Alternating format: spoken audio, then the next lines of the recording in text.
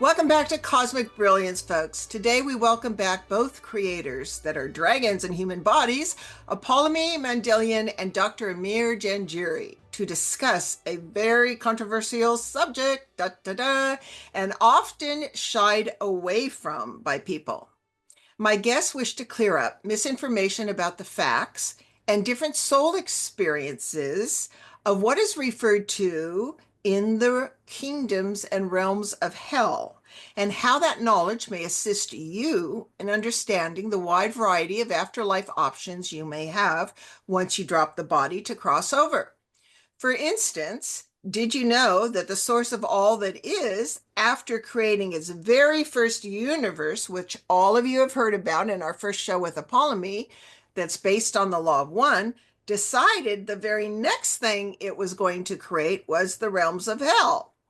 So, what may be surprising to many of you is that both my creator dragon guests have actually been to the realms of hell.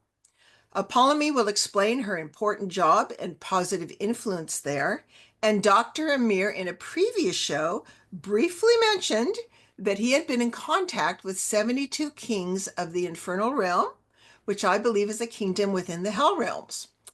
So I would first like to share a very short story of how this came about. As I vetted and got to know Apollymi several years ago, she asked me, I would like to do some shows on the truths of the realms of hell because it is one of the most misunderstood realms, and there's a lot of misinformation about that. At that time, I said, hell no. People already have so much fear that listening to a show on that topic may trigger them more, especially with all the different religious programmings, etc. So, since that time has passed, much has happened, which you are about to hear amazing updates that you will hear nowhere else that have been occurring these last couple weeks and month.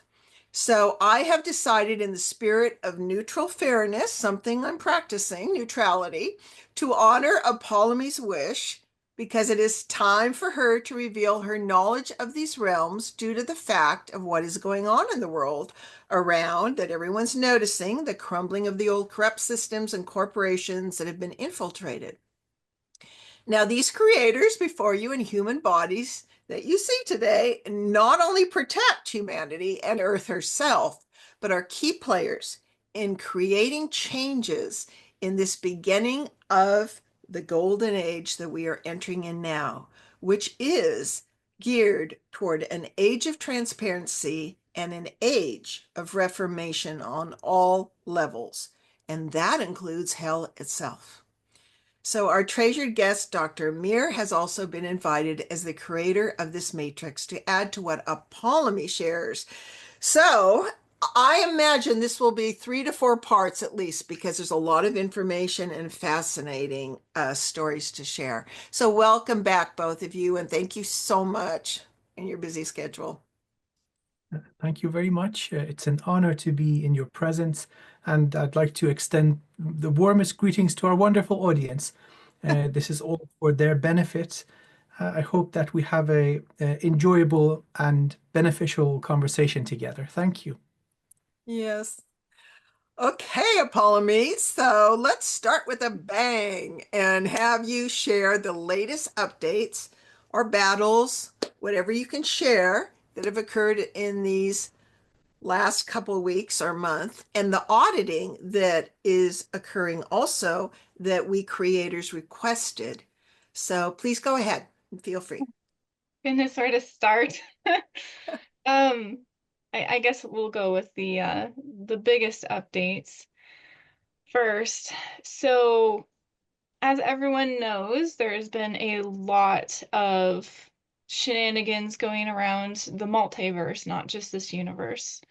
And Source itself has finally basically had enough and has put an audit out for pretty much all the creators who are in charge of universes, who are in charge of organizing the multiverse, basically. And they started off with the Immortal Seven, because they are avatars of Source itself. And unfortunately, one of the avatars of Source didn't make the cut and has been removed from power. So what does this mean for everybody? Nothing for you guys, really. Like, I'm sorry. Lots of things are going to change within the next couple galactic millions of years, because things take time. However, we will start to see a lot of changes happen before that. As for the Immortal Seven Seat of Power, it's not something you guys have to worry about, but there will be a replacement in the near future. So hopefully that will bring new ideas, new creating, a new atmosphere, and longevity to the council, and hopefully a lot more tentativeness for certain things. All souls are going to be audited throughout the multiverse in the omniverse. This is not negotiable. We had an incident happen, and Source said that was enough. There is too much corruption happening, even in universes that have passed their ascension. And unfortunately, this has not been really noticed a lot. It's kind of seeped into the crack works of the shadows, even to a lot of the creators, because either some of the creators got corrupted or they just weren't doing their jobs. And unfortunately, it's created a huge imbalance throughout the multiverse, and has threatened quite a bit of existence. So Source Creation, a couple like 5 days ago, ended up putting out a signal that asked those who are higher of consciousness to help basically take out these factions from other universes, other dimensions.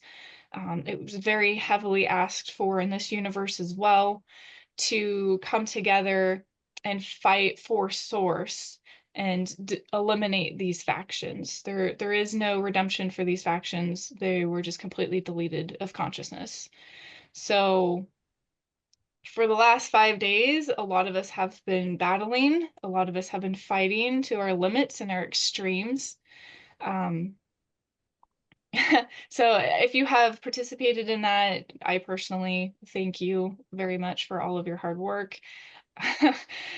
I know it's been really hard for all of us. I myself, as a champion of the Immortal Seven of Light, was definitely called into battle because all the champions got word first. I know I'm not the only one on this planet who got that call. So on top of that, a update about the battling. As of 2 days ago, the factions who were involved in going against Source itself and interacting with this war have been eliminated. This does not mean that the dark factions in this universe have been taken out fully by any means.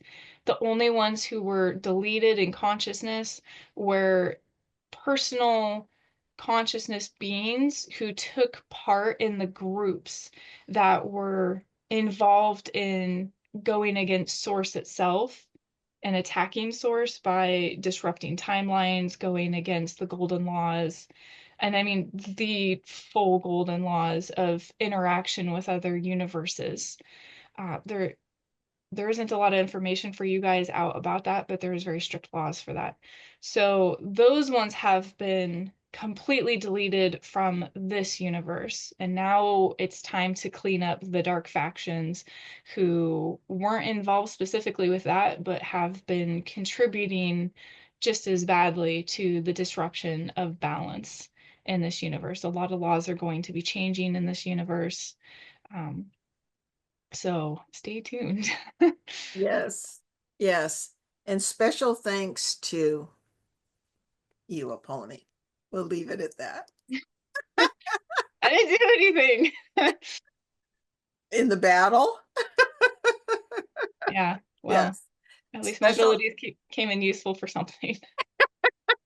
Archangel Destruction for the win. Do you want to share that or no? No, it's good. I'll be modest about it. Okay. All right. And the surprising thing to me was this particular group, because everyone always thinks that people, beings from higher dimensions, are so evolved and so this and so that. And isn't this group from the one it went against source from the 24th density or dimension? So the group that went against source that contaminated this universe was actually, so when we look at Hanova, there's prime source Hanova, and then the magic barrier that protects Hanova from everything. And then there's omniverses, parts of the omniverse that are fractaled down from that. These guys were only 4 doors down from Hanova.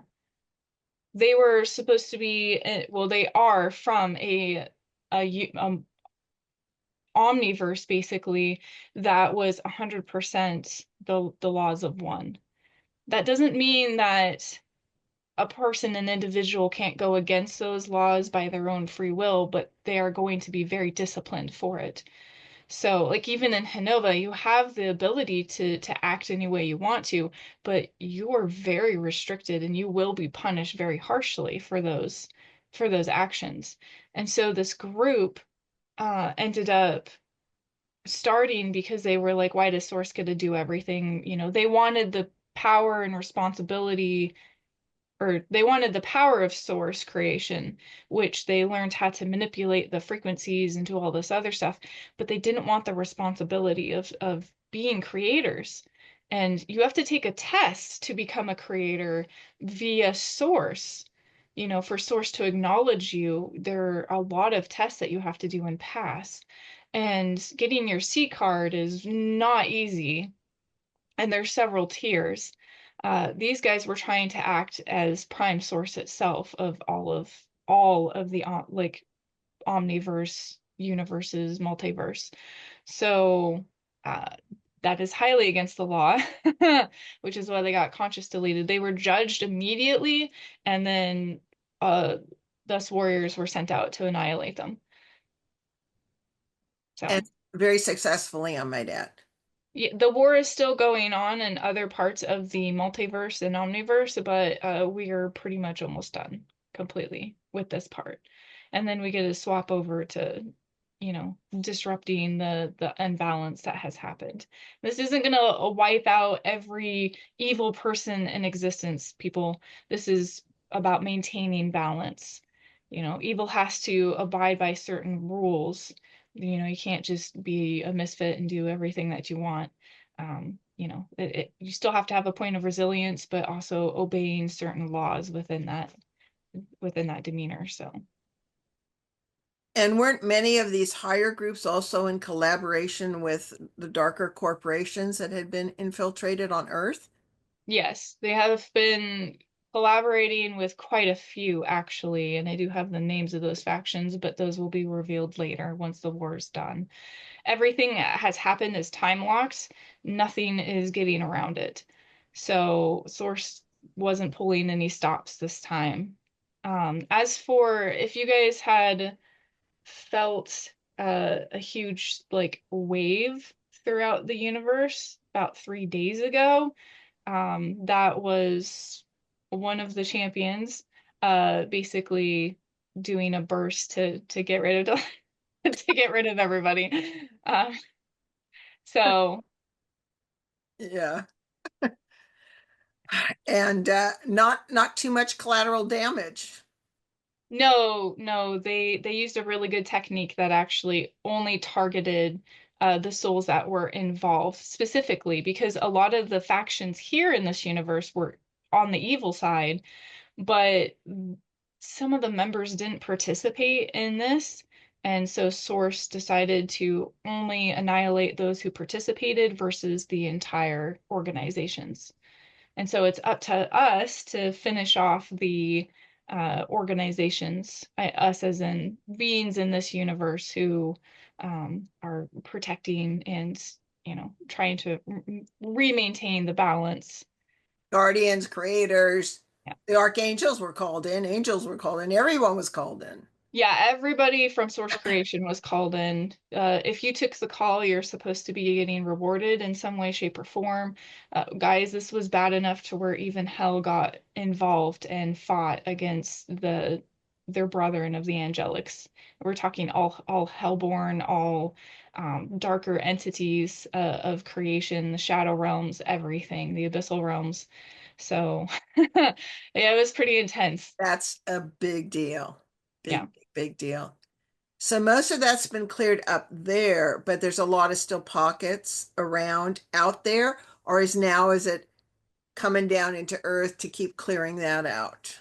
No, Earth really doesn't have too much to do with this part. There was a lot of factions in this universe who took participating in that because the way the laws are written here, no offense. So they ended up seizing the opportunity, and it's not just this universe. There was a lot of other universes who got involved who shouldn't have. We're talking adjacent universes. We're talking parts of the multiverse that were supposed to be, under the laws of one, and the true laws of one, not the experimental laws of one. And they ended up coming into this universe illegally. They're not supposed to be here. It's not prevalent for other beings of the multiverse to come into a universe like this, especially an experimental one, because their soul frequencies are different. If you know anything about cymatics, like a soul frequency that vibrates at a higher slash multiple frequencies to something that's simple is going to vibrate it apart. And this is exactly what was happening. This is why we've been having so much time rifts, why we've been having tears and rips in the time streams, portals opening up everywhere. It just created a huge mess. So that is all getting cleaned up now.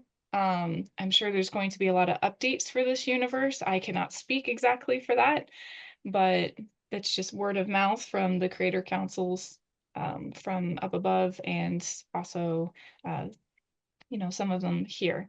So Well, thank you so much. Now, just one more thing, and then Amir, we want your input is when you say time locked and stuff, I want you to share the good news about a set timeline, that there's borders around Earth, there's protection around Earth, just explain to people what that means. so time locked basically means that beings like the ones that we were fighting who have the ability to create alternate timelines cannot. It is locked by source creation, the prime source creation itself. They do not have the coding to break this time lock. So the good timelines are now protected, especially in this universe. And also, isn't it true no one's coming in and out of Earth right now? Not just Earth, the entire omniverse is on lockdown. Unless you are gonna have like the entire omniverse, you have to have permission, well, you've always had to have permission and special like paperwork basically to do certain things, certain consciousnesses. But it is 100%. People are having issues astral traveling, and we're like, well, I could have, went to this realm over here, no problem, if you don't have the paperwork, you're not going. So yeah. Well, that's And good. that's only been for the last 6 days. So, okay, Amir, I'm sure you have a lot to add to that. Well, it's the right time for the illusion that it is. Let's just say the sequence of events that needed to transpire, they have actually occurred. And now it's time for balance. Balance that sweeps across existence.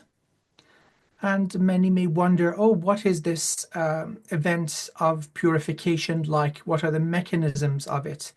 It is a restoration of divine order. Certain types of beings have become distorted. So the idea is perpetual growth and evolution and the possibility of this. Certain things are doomed to non-existence, and one need not go all the way down the road to find out it is blocked.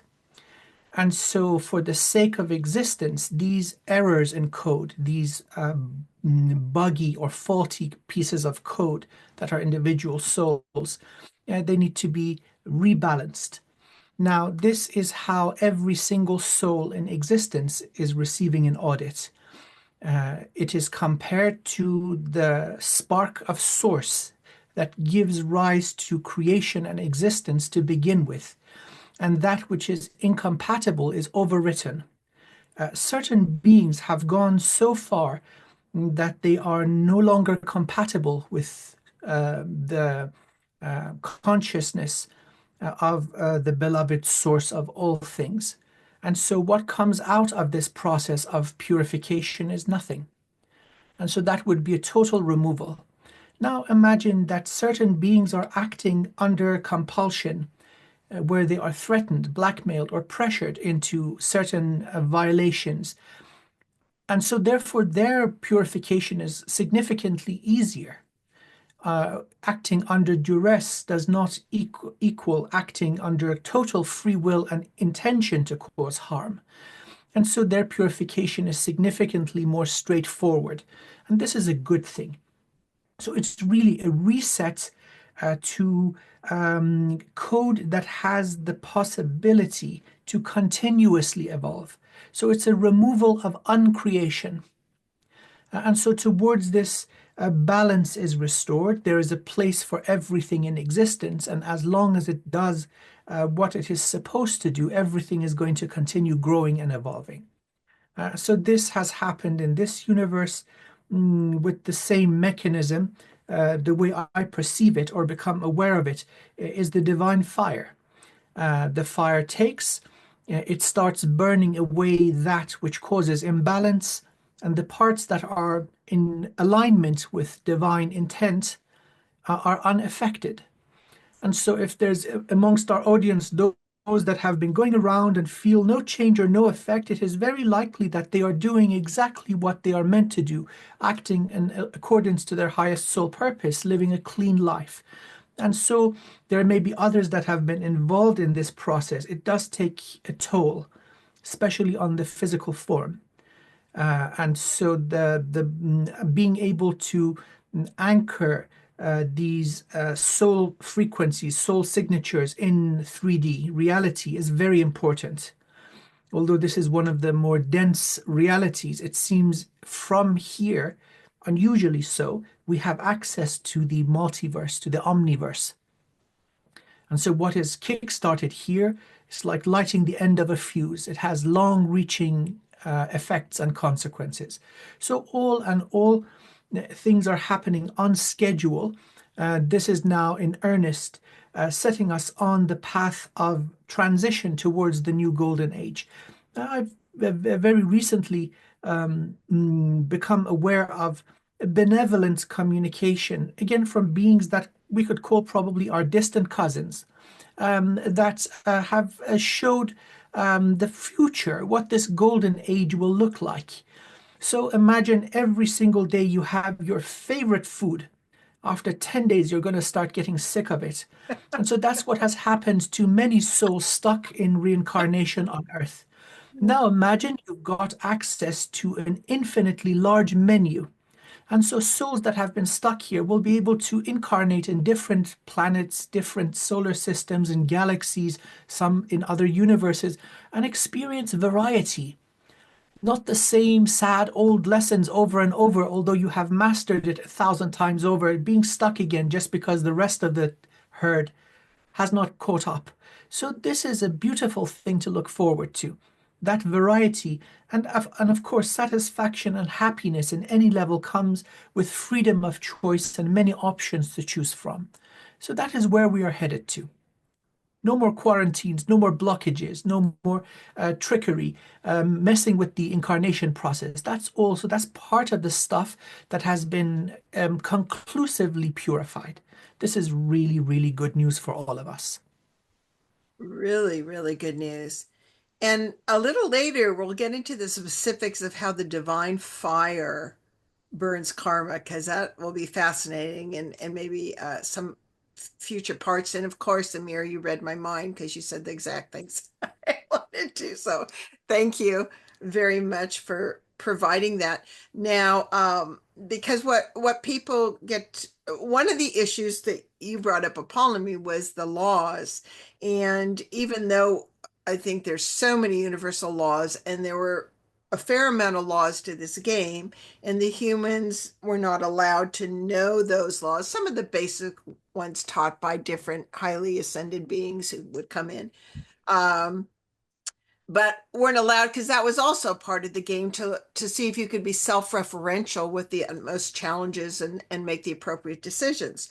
But by popular creator vote from all us participating, we've asked Source and to make available through creators like Apollymi and Amir, the new laws, so that we will all be updated with them, know them and the consequences.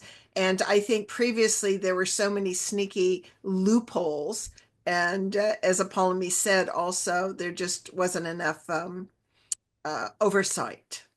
And so that's a really good thing. So people will learn about that. And then they also, everyone, do I have this right, will be individually audited. Is that correct? And and how does Apollymi start, and then Amir? What does that look like? Does that mean they're audited now? Does it mean that they drop their body so when they cross over they're audited? What does that mean for people? So the soul itself, your consciousness itself, is going to be audited, whether you're in a physical body or not.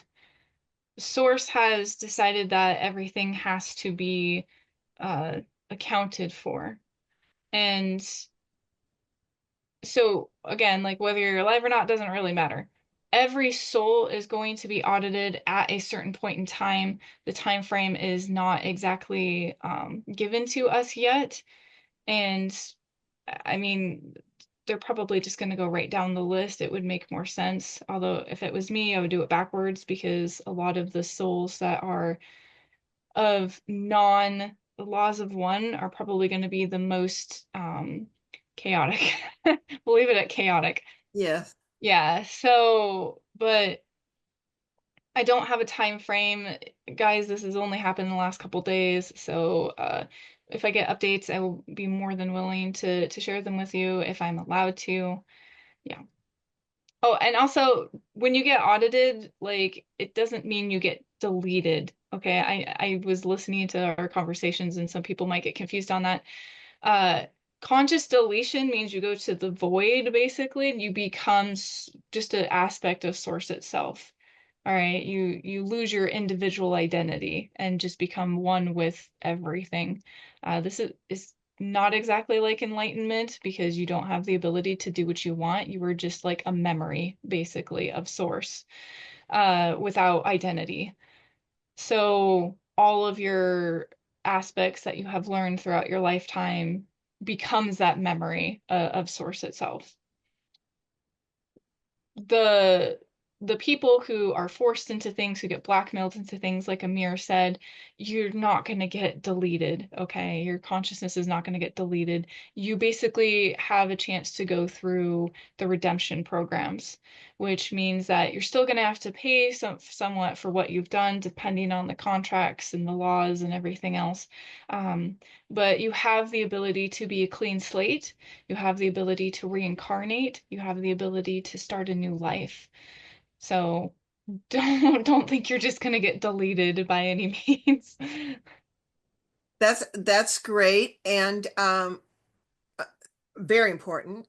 And also, I would like we'll be talking about that a little later, but Amir, anything you have to add to that, and a little bit more explanation for people, because those that have participated in your incredible healings, and we've all benefited from those, you burn the fire for that which is not useful or needed by source anymore. And I would like you to more specifically explain that, because some people contacted me and go, does my soul cease to exist? Am I totally taken out?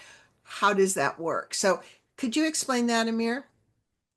Only the most um, evil, those that have continuously and knowingly violated universal law, the sovereignty of divine beings, which is all of us, acted in uncreation, caused massive catastrophe, suffering, and damage. They do exist, and they get a kick out of it. They enjoy it, and they have gone really, really wrong. There is no creation of such a soul structure. This identity is damaged. Now, maybe we can understand it has been an effect of millennia or millions of years of suffering and trauma and whatever. Yes, but still, the fact is that the existence of this type of soul and all its aspects is uncreational. There is no fixing it. And so it has to be returned to where it came from.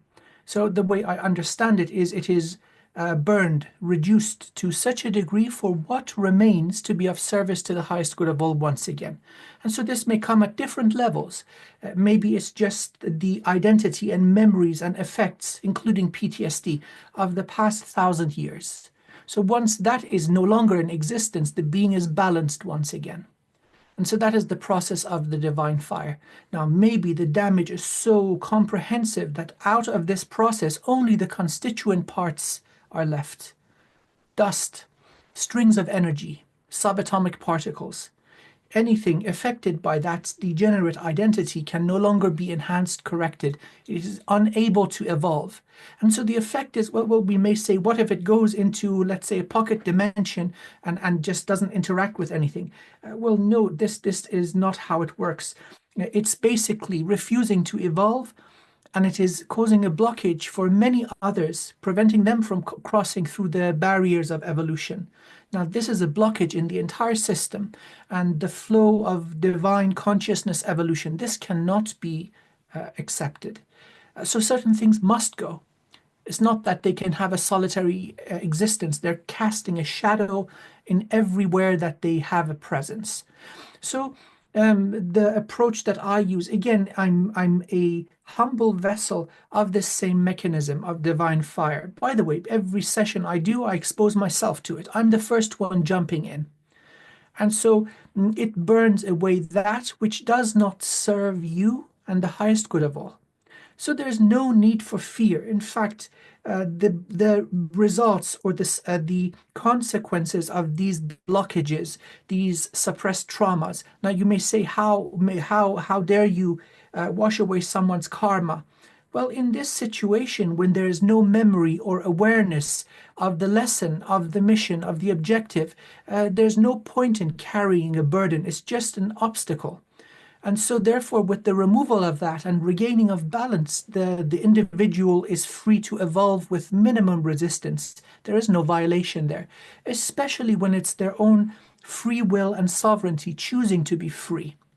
And so shedding of the effects of, let's say, generational curses. I mean, we have had no hand in these. A certain individual down the bloodline has sold their progeny down the river, and we're just suffering the consequences. Many forms of black magic, they distribute the karma down their bloodline so they can continue violation. See, these are things that we are innocent of. And so therefore, there's no reason for us to suffer consequences that are not set in motion by us. So this general way, there is no cruelty. There's no vengeance. There's no anger. It is very, very simply put, an act of rebalancing. This is beneficial. And purification by fire. Purification. One quick question, and then you can add to that, Apollymi, is you had mentioned in your sessions, and you know me, I just love all details explained, that whatever goes back to creation goes back to creation that can be used, and the rest is given to Earth. So what is the rest given to Earth? So Earth still maintains its own consciousness, and so therefore the memories that you have will also be given to Earth as well, then along there's with also some of the life force. That's really important. And we know that the Earth is a prime creator herself, too. That's in order. Well, she's a according. very, very So after this mission, she will be given her own universe. This is her rite of ascension, or the test that Apollymi mentions. This would be one of those conditions. Are you able to host a planet of sentient beings? Let's see how you do. And then if Earth does well, and poor thing, God bless her, she's done really well, then she will be evolving. Now, you mentioned what about that energy? So Earth is a willing participant in this experiment that is the mighty human. And so she knew coming in that she would go through tremendous trauma and hardship and injury. She started off as a very, very elevated planetary body, and now she's reduced to 3D. Okay, there has to be some sort of compensation. This is built into the design. So those souls that have gone really, really wrong, again, imagine the energy in one single photon of light. It is immense. And so the energy in a soul shard is mind-boggling. And now the energy of those that have become uncreational will be gifted back to Earth so she may regain her initial position and even more because she has earned further evolution for herself. Rightfully so. Okay, so you're talking this once it's purified, the the what remains of, is it a soul, goes back. Energy. Energy. The conservation of energy, it doesn't just apply to physicality. A soul is an immense amount of energy. And then it is given a different, certain unique flavor and vibration. Mhm. But energy is still energy, and that's the basis of alchemy and transmutation. So it is reduced to a neutral point, or let's say 0 point factory settings, and then that energy is given to Earth. Earth herself has the ability to do this on her own as a master alchemist. So certain types of heaviness or density, as we ground, we're giving this to the Earth, and she transmutes it. She has the ability, like the digestive system in a human body, that breaks things down and then absorbs nutrients. And in other domains and dimensions, this is also possible. Yeah, Nothing goes to waste. what he's talking about is quanta exchange of light and the energy of quanta exchange from the soul actually produces a certain frequency of light, actually multiple frequencies of light. And so we're exchanging all of that with the atoms around us, the grass, the trees, everything, air itself. So when a person dies, the physical body will disperse this quanta exchange energy. But the soul does as well. When the memories go into the planet, because everything's recorded, not just via tech from the Matrix, but well, one of the matrices, but Source itself, it becomes part of the Akashic records, basically. And when the soul leaves, it's taking that energy with it. But when a person dies, there's almost like a explosion, a nuclear explosion, because it's being separated from the body. And that is the energy exchange that the planet gets. You guys are an awesome tag team. It's great. And folks, both these creators have had they don't take destruction lightly. And I know, but in both these cases, they've had incidences where they've gone to the worst of the worst and tried to see if they could reason with them. Isn't that true for both of you? And you found they were just too far gone or too narcissistic or too whatever, and just, I mean, not every time, but Are we talking about the ones who went against Source? well, that's good for starters. Yeah, no, I tried reasoning with them. I again have been taken back to source consciousness itself. I got deleted, not a permanent deletion, but deletion nonetheless out of this universe, and I went to a different universe for rehabilitation, basically, because my soul was too messed up from trauma. So, yeah, like I tried reasoning with them, but sometimes there's just souls that are just the consciousness itself, just the ego is too high and they don't budge, they don't give. And we're gonna get into that Yeah. during the hell talk on like what that does for karmatic debt. So, and how we fix that during karmatic debt. Okay. And you, of course, have Same thing. I yeah. couldn't have put it better myself. Word for word. Yes, Mm, that's my experience also. beautiful. Okay, folks. So we're going to start getting into Apollymi sharing what she knows about the Hell Realms. And I love that she calls it a place for the misfits as a lighthearted. And one very important thing that I will say demanded that she do before we do this show is something called, she promised that she would put in place something called Golden Protection Contract. And the reason why is there are no secrets in this plane. And all beings above, below, hell, all the creators know exactly what we're doing, what movies we're doing, etc. And I'm very strict about having all their permission and to do it in an honorable way. And so there are certain ones that have given their permission. Some of the key players in hell said you can share our names. Now, please know that they have taken creator oaths from Source of All That Is themselves, and that by them sharing their names are not to be used to invoke or call them in by any curious subscriber, listener, or watcher of the series who may wish to do so. So Apollymi is going to start now and read a verbal golden contract of protection that ensures protection throughout all timelines, time and space. Did I say that right, Apollymi? Yeah. Okay. This is gonna be, I'm so sorry. I'm gonna butcher this by far because the way that things are worded out there is ridiculously over the top. All right. It's okay. All right. So this is for everyone to hear, and it's verbal, and it is important. Okay.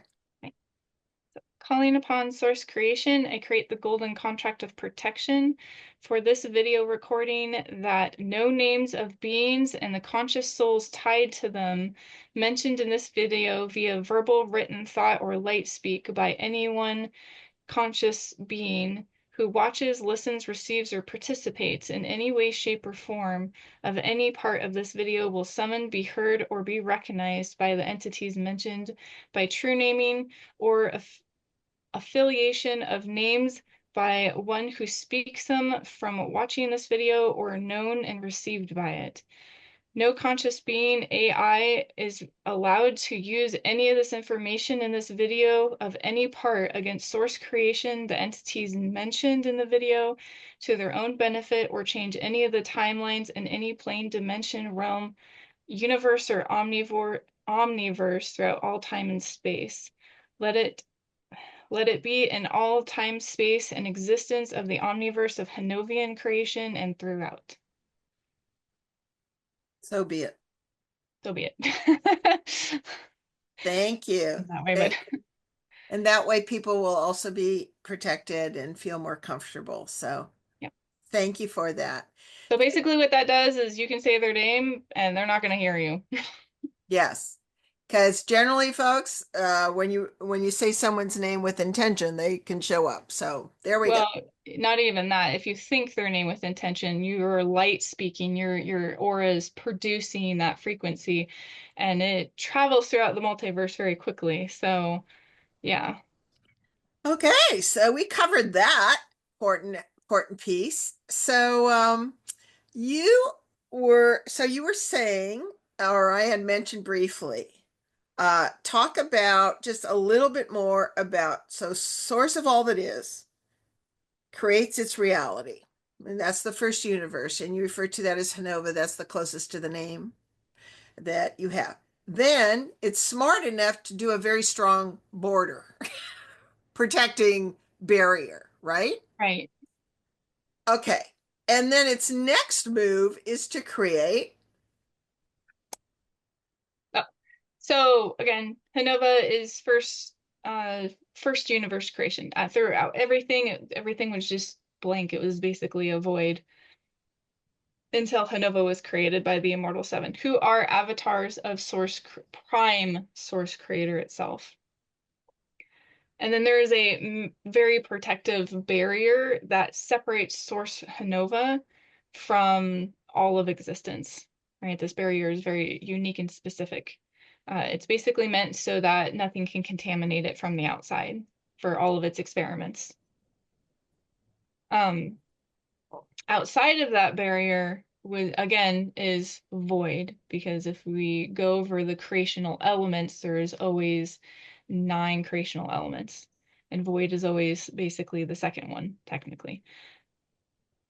In that void, the creators, the avatars of Source, the Immortal Seven, decided that if they are going to start creating new souls, without the laws of Hanovian, the laws of one, there has to be a way of rebalancing what is going to be the ability to let these consciousnesses do as they please Free without will. free will, without strict rules. Again, in Hanova, you push someone down the stairs and you're going to get highly punished for it. And I don't mean sitting in a corner. I mean, like, if that person finds that very traumatic, you could pretty much lose all your abilities, be not jail timed, but like literally be an indentured servant to a certain extent. Like, you owe them a life debt. Things are very strict.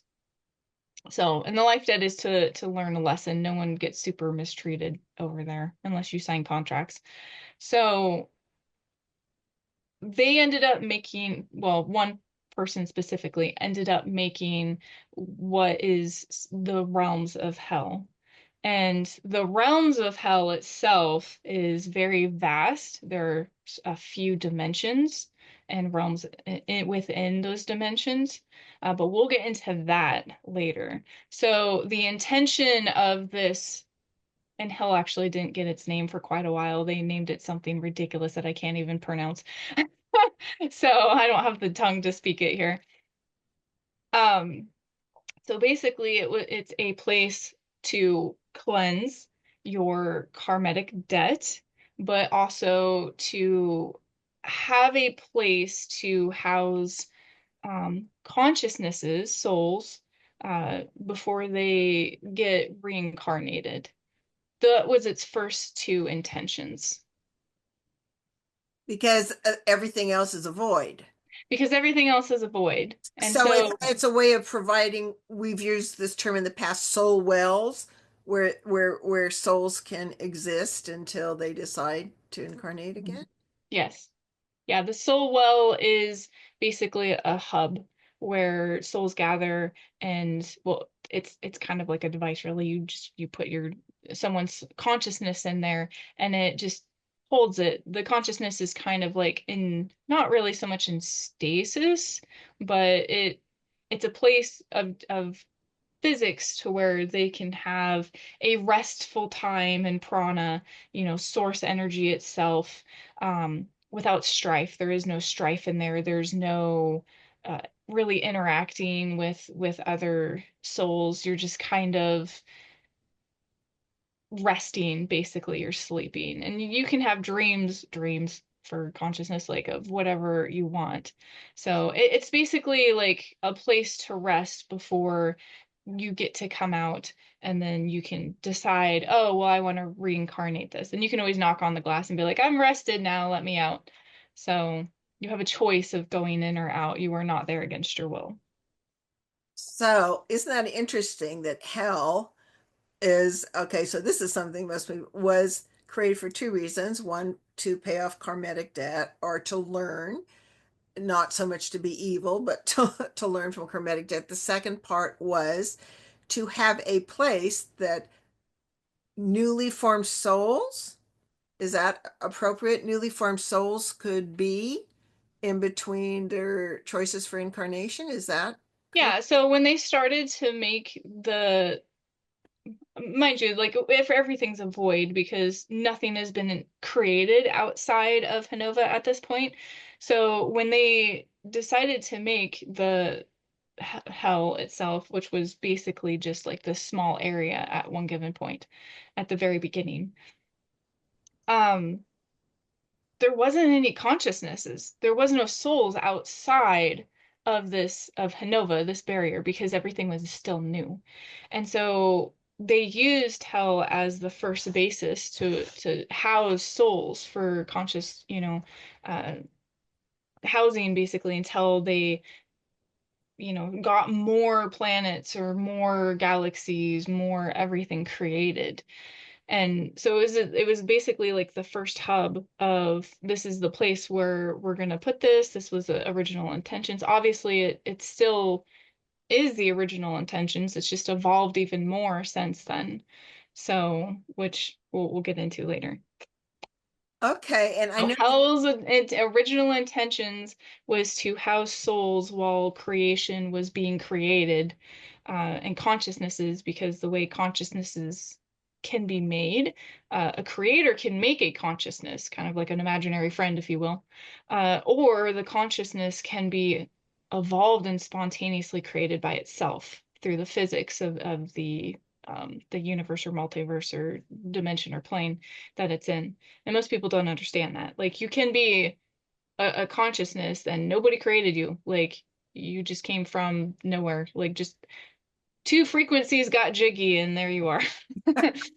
So, yeah. you read my mind because I was sending you. I explain a little bit about the creation of souls.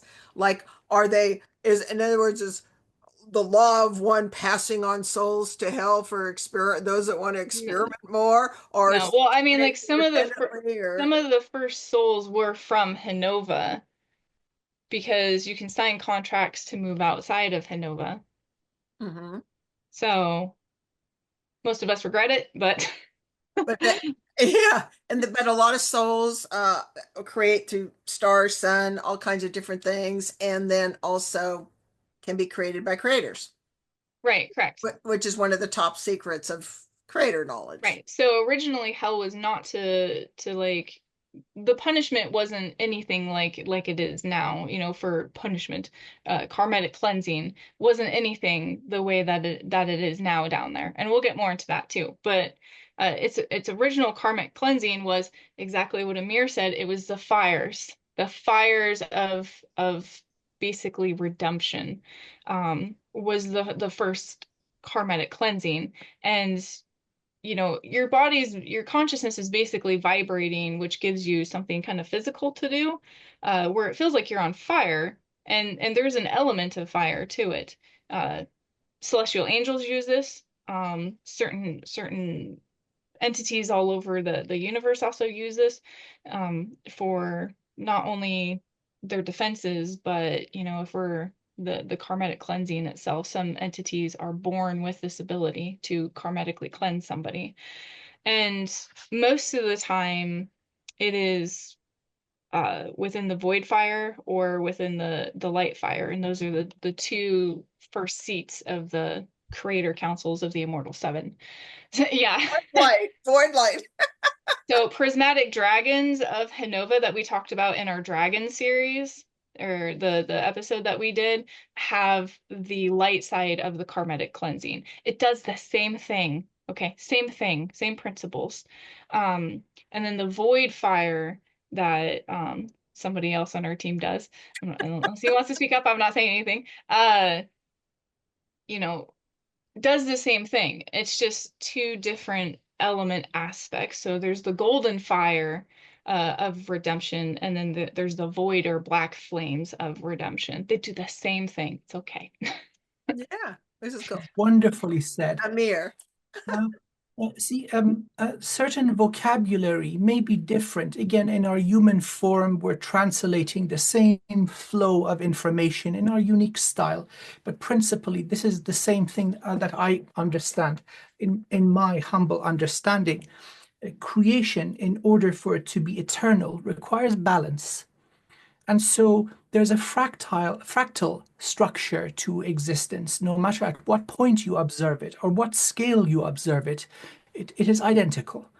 And so it is not a two-dimensional, it's not a flat surface fractal where you have left and right or north or south. It's very much so a multi-dimensional being, a living being. So the cosmos is conscious and living. And so in order to have balance, now we see this reflected in every single scale and domain of existence. There is an ebb and a flow, ebb and a flow. The effects of distortion in the light can be rectified by equal exposure to the void. And so, therefore, our existence is cyclical. We spend some time in the void aspects or the hell, let's say, realms. We get purified of density of the upper half of creation. And then we are balanced once again. We come to the neutral point and experience existence in that other half of existence and creation. And so, any imbalance accumulated in the void gets nullified. And so there's an ebb and flow, like this yin and yang symbology, which describes this perfectly. So if there's a point here and this is the reference, there's going to be another point here, light and void. If there's a point here and this is the reference, there's going to be another point underneath it, creating perfect balance. So as the fractal continues to evolve and grow, it has a stable, built-in balance mechanism. Nothing threatens to become overbearing and break off a branch, so to speak. So the roots would be one half of the tree. The branches are an equally important other half of the tree. And then there's a flow of life basically going all around. It is all divine creation. Neither is good, neither is evil. They are both absolutely necessary for the perpetuation of existence. And so a soul that has lived in for too long in the upper side, let's just say for sake of reference, earth realm, and accumulated trauma and density will then require an extended period of time in the other half to receive balance once again, to shed the density, and then to be healed. Healing is balance for all intents and purposes. And so the soul comes down here, spends some time out of body between incarnations, and then comes back into a vessel, then goes back and forth. So there's this like wave, sinusoidal wave, above and below, above and below. We all belong to everything. It's not like we are permanently stuck in one of these, let's say, polarities. Everywhere is home. Everywhere is home.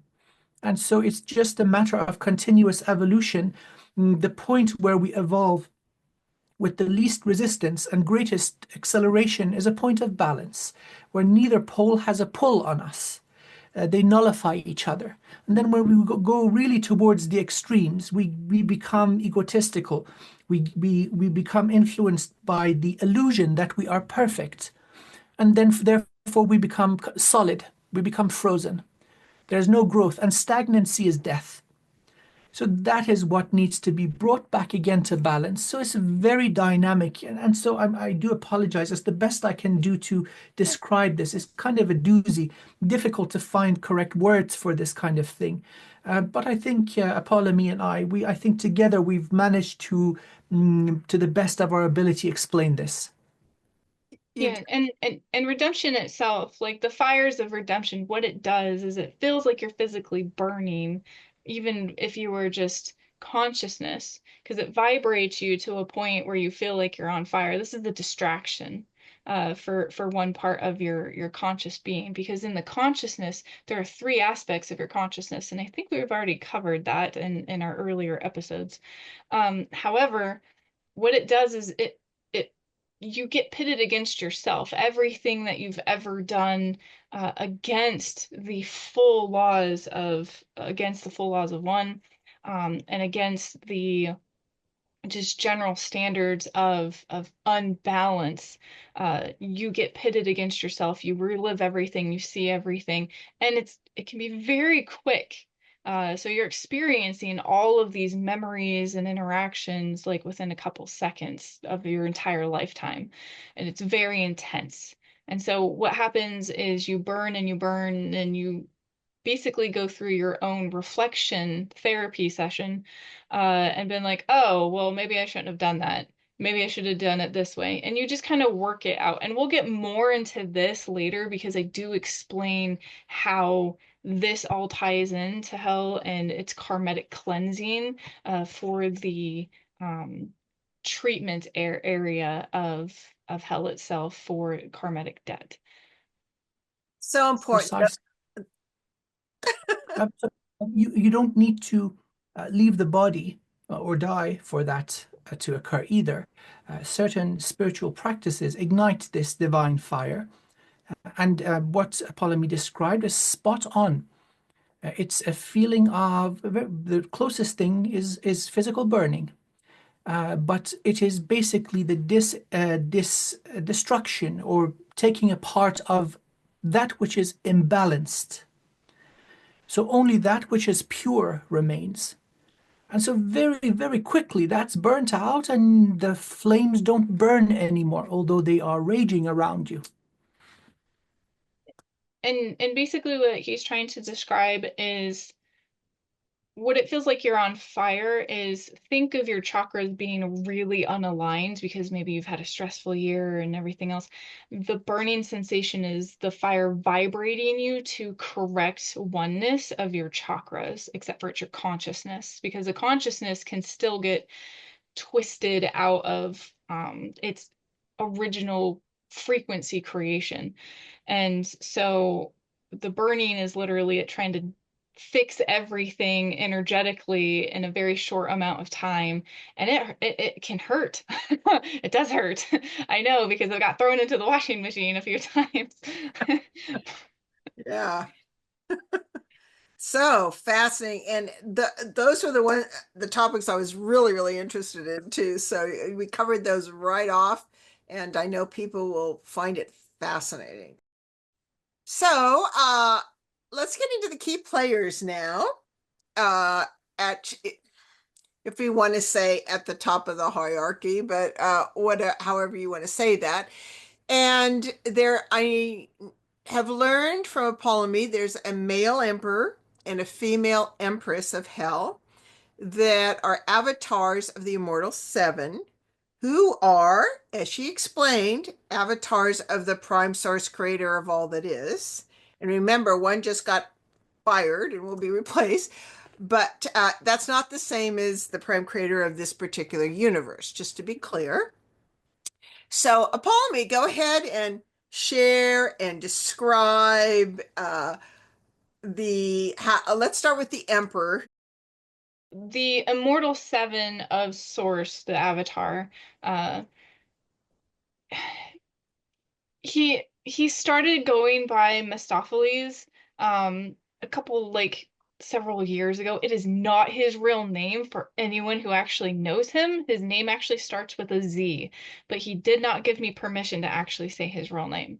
So he likes to keep that secret and be mysterious. Anyone who knows him though, like he's the Emperor of Hell. Every single Immortal Seven has a sigil that actually when they put them all together it makes a certain shape, so he bears this mark on all of his crests, and you know who he is. So this is gonna be fun.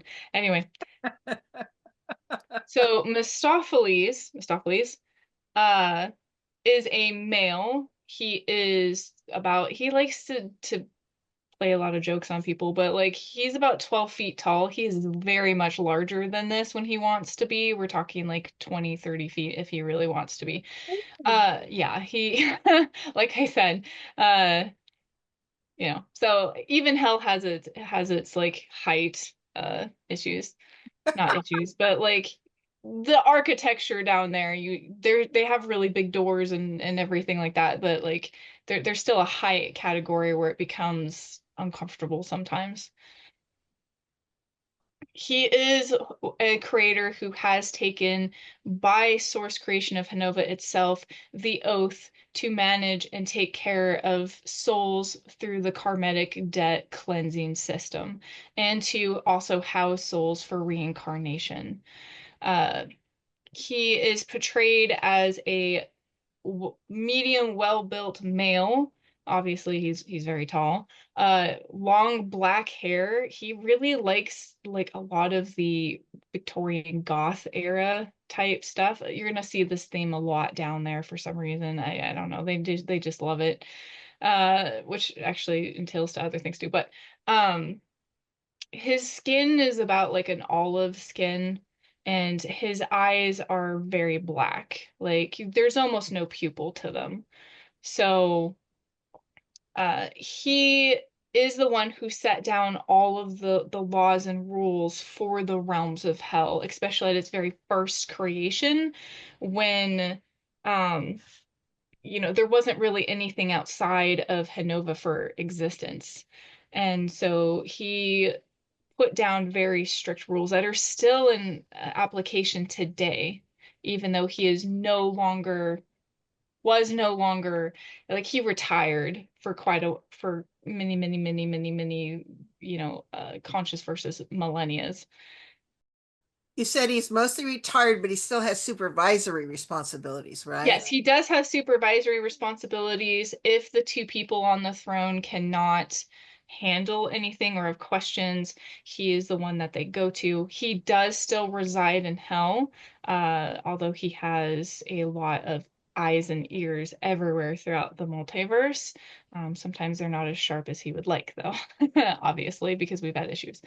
But he is also very neutral in attitude. So, he's the type of person who's like, oh, well, if stuff is gonna happen, he's gonna push it to the limits of the universal laws that are in that area and doesn't step in or anything like that for his prime creator duties until something is like really out of balance. And believe it or not, as messed up as this universe is, he would still consider it not fully out of balance to the point of destroying it just yet. He's that chaotic, like, Wow. or neutral, I should say. He's that neutral. So, yeah, I, on the other hand, have different opinions about that, but everyone knows that. And he also didn't he, if I remember earlier discussion, create the Reapers or Yes, to protect. Okay, so talk yes. about that. He technically made what we would call the Grim Reaper organization. I know it sounds weird, but and he did hand that head position over to another Immortal Seven's avatar. Well, another Immortal Seven, one of the avatars of Source. Even though he made the position, because it's just too much. There's a lot of responsibility going on here. So we'll get to the Reapers and their who like runs them and everything in a minute. But he made all the laws and rules for that because he does have and did take the karmatic oath for Source. It is a lot of rules that you have to abide by being a karmatic deity. Okay, we say deity, but it's easier for people to understand.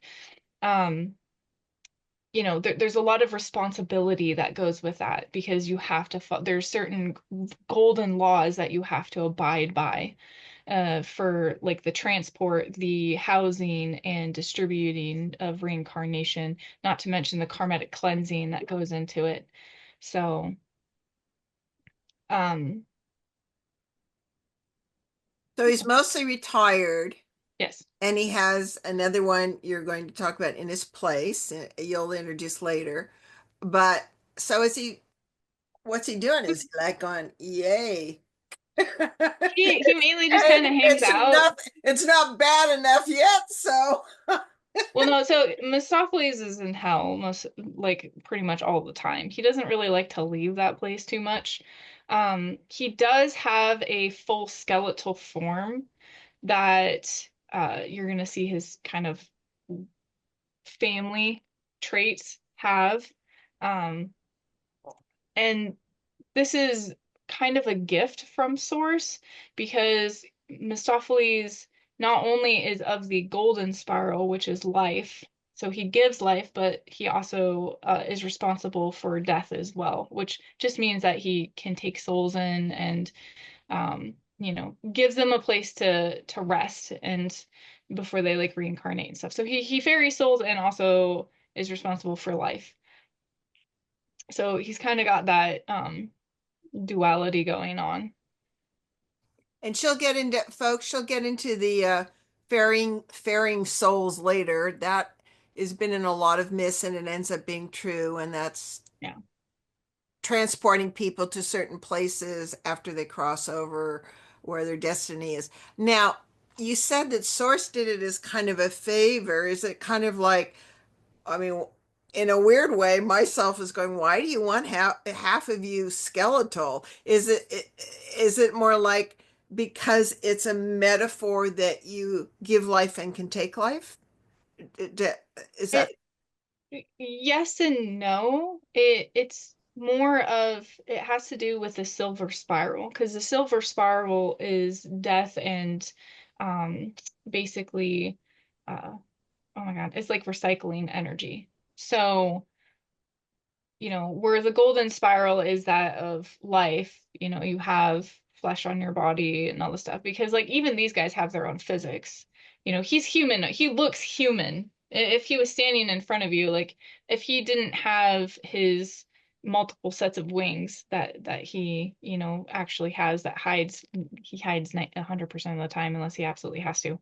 Uh, he looks like a really tall human, like a really tall guy who just dresses very, very fancy.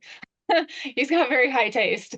So, but his skeletal structure is pretty much almost the same. So if that body was to decay, it would still show his skeleton. And it when he activates it, it along with any of the other like reapers and stuff, you get that void energy. You get that it's not so much decay, it's just death energy. And so I remember talking before, you said he can turn full skeletal, and he shows that on his left side of his body, Yes. right? And then he shows, No, no, no, no, no, no, no, no, no, no, no, no, no. You're thinking of the other person. okay. Mistopheles, when he turns skeletal, is full.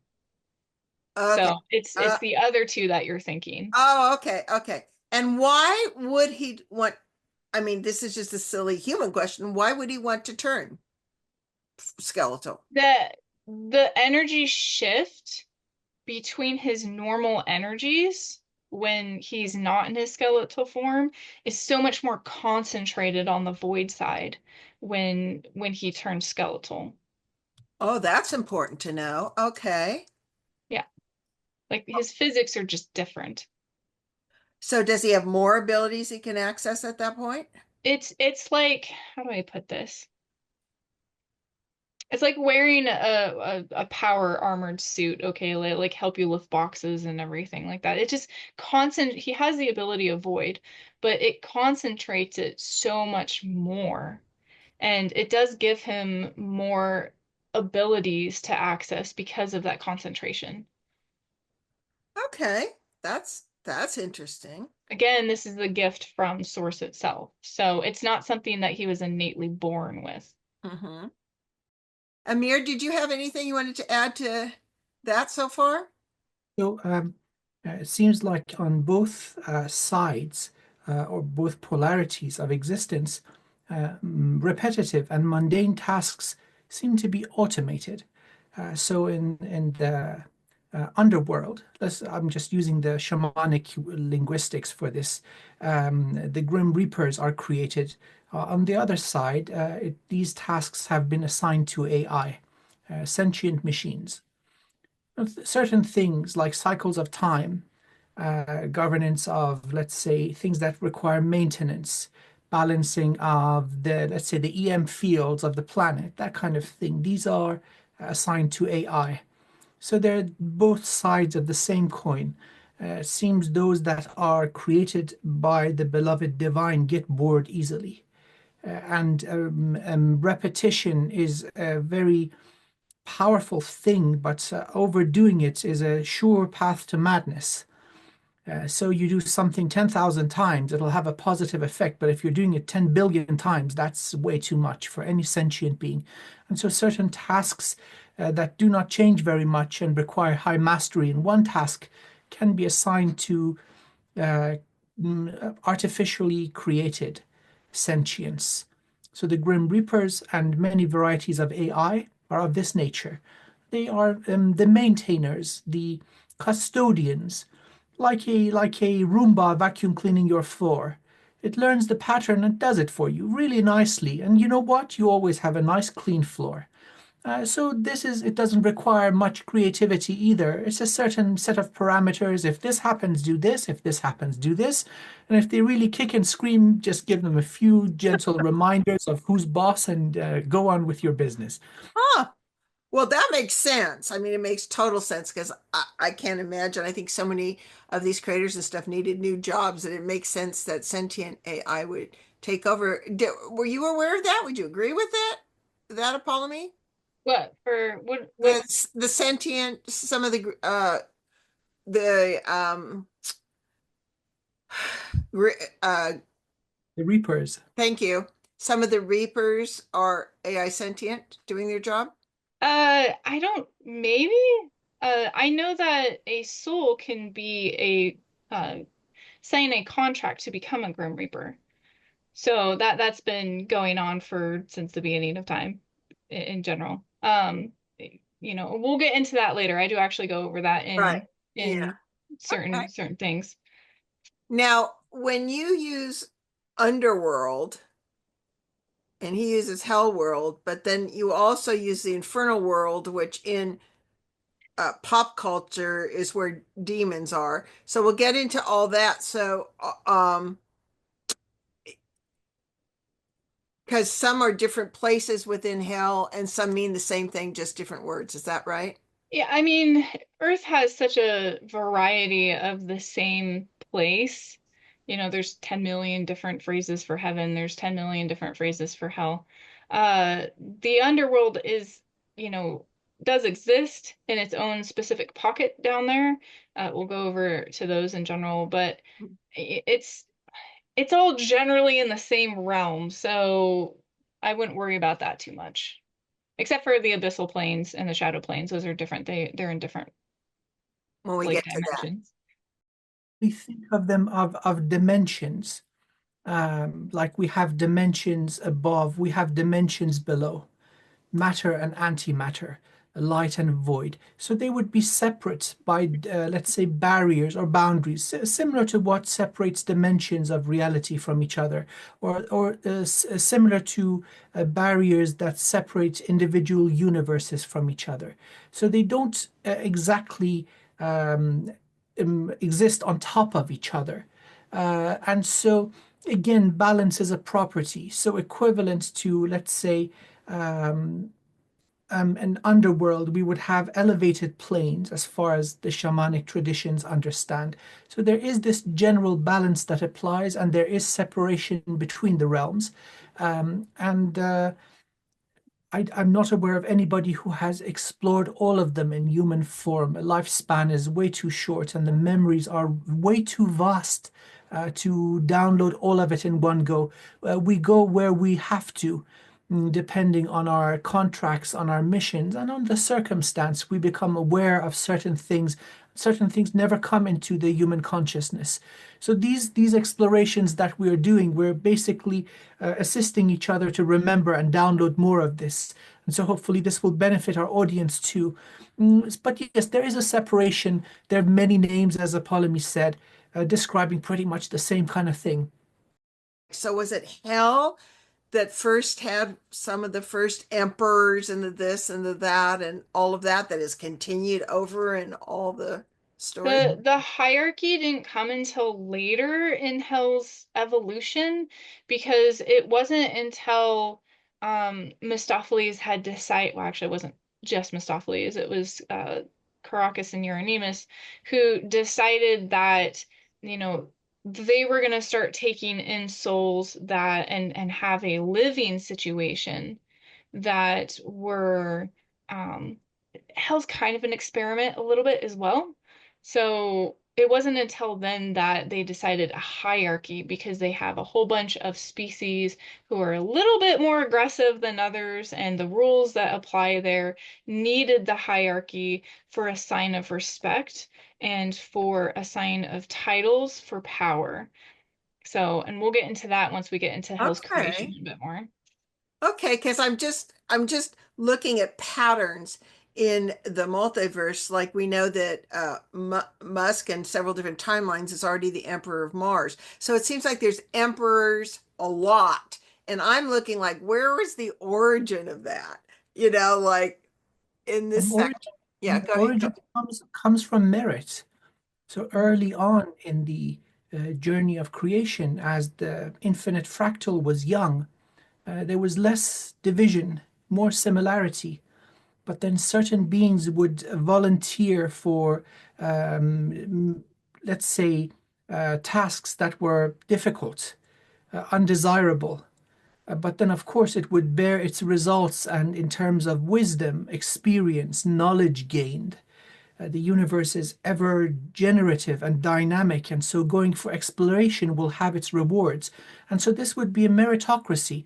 The soul that would volunteer for difficult tasks would be revered, respected. Of course, they know things that others have not been exposed to. So whether it's terms of merit among the pirates, who's the greatest killer, or whether it's a term of merit among healers, who's the greatest healer, again, it's that experience. So the laws may get skewed, or the reward function, what is desirable, what is revered, may get skewed. But again, in any collective, the being that has most ability, most mastery, will have a higher level in the hierarchy. So their word would have more weight. Their advice would be adhered to with greater ease. So that's the origination. But then that all went out of the window. It became sort of like a hereditary thing. And sometimes you have mongrels born in bloodlines and they mess things up. They inherit title and place that they do not deserve, they're not worthy of, they don't have the merit for. That causes a whole lot of trouble down the line in both sides of this infinite fractal. Okay, so that was very clear. So originally it was a way of simple, I guess oversimplistically put, to honor a soul, and especially even in the law of one, to honor a soul like your mother, who was willing to do something dangerous, brave, different, which would ensure evolutionary soul growth, Mhm. rather than, oh, everyone's fine, but there's not a lot of growth because you don't have a lot of challenges. So let's get to the Empress. You said Caracas, and she was also known as. Right. So again, Mistopheles, except for the last 5 days, Mistopheles had been retired from the throne of hell. And he passed um, his title over to Euronymous, who we'll get to in a minute. But the Empress of Hell that was ruling with him, uh, like he's the head honcho. Like he makes all of the main rules, and then Crocus is technically like the Empress of Hell, but she has her own thing. So Crocus, also known as most people would know her as Lady Hell. I know it's confusing. With one L, by the With way. one L, yes, Lady Hell with one L. She is mainly depicted in the Norse mythology. Um, I asked her about that. I was like, Mom, why is Uh-huh. why are you in here? And she told me, she was like, oh, I have no relation. What she didn't tell me is she had a fractal shard of um an avatar that she had that was born and Okay. into the certain scenario of everything where the stuff was. And I was like, why didn't you tell me this in the first place? Anyway, my parents never tell me everything. Thanks for finding that out for me, because I know from our If I discussion. may jump in, it is basically she who gave the wisdom of the runes to Odin. And so she gifted very high technology to the Asgard, who were in human form. So she has so the runes that I use right now, that is her gift, continuing to benefit humanity. And she didn't give it for free either. She demanded a very high price, an act of sacrifice to demonstrate worthiness. So she was careful with who she gave the wisdom to. Odin donated an eye. An eye. So that myth is true because you're Odin, you're an aspect of Odin. So the myth that they talked about where there's an exchange for an eye for the knowledge. You That's give a what it was physical referring. eye to get eyes to see the cosmos. Yeah. Wow, trippy. Okay. And it's considered a technology It's also, I think, a light language, but you would consider it yeah, you would Mhm. consider the runes the technology, an actual technology to guide your soul path. It's a technology of consciousness. The runes are condensed into 2D pictogram, which are most conducive for the human mind. So it was a gift to humanity primarily. You do not need this in other aspects when you are highly evolved. So it was a tool to help humanity find their way back to source. And so it's not just for divination and gaining information, it allows you to manipulate reality. So, very much so, in a living, intelligent technology. So, this was a wonderful gift that she gave. Wow, Yeah, and but there all is a of the price, so there's always a price. Huh. But nothing is for free. All of the most people don't know this, but like the runes, I cannot read runes. I literally have not learned how. And she didn't give all of the runes either to Odin. There's actually more, but all of the runes are basically one of the first languages of the realms of hell. And every single rune can actually be put into what we would call a dodecahedron, the 20-sided die for sacred geometry. If you put all the nodes that make all of that in there and draw them out, every single one of those can be put in there. wow, cool. Beautiful, very dynamic. So the rune binds are overlays of certain energies. Mhm. And so it's a really, really good way where many may have problems visualizing concrete mind forms for manifestation. These are just lines on a 2D surface. You can draw them on paper and they help you consolidate the mind form that is then going to be manifest. Badass, yeah. Okay, well, woo, that's a little interesting thing. Okay, so how tall is she? What is she? Okay. So Caracas or Lady Hell, as most people know, generally most people will see her as 13 feet tall. Again, Mistocles is a lot taller than that. He just likes to undermine people. She is very regal. She carries herself very nobly professionally. Um, when she smiles, she smiles elegantly and almost, I wouldn't say forced, but um, very refined, extremely, extremely refined. Manners are the whole nobles thing, like down to a T, especially with Mistopheles. He is very manner oriented. Don't use the wrong fork, trust me. Um, Same with her.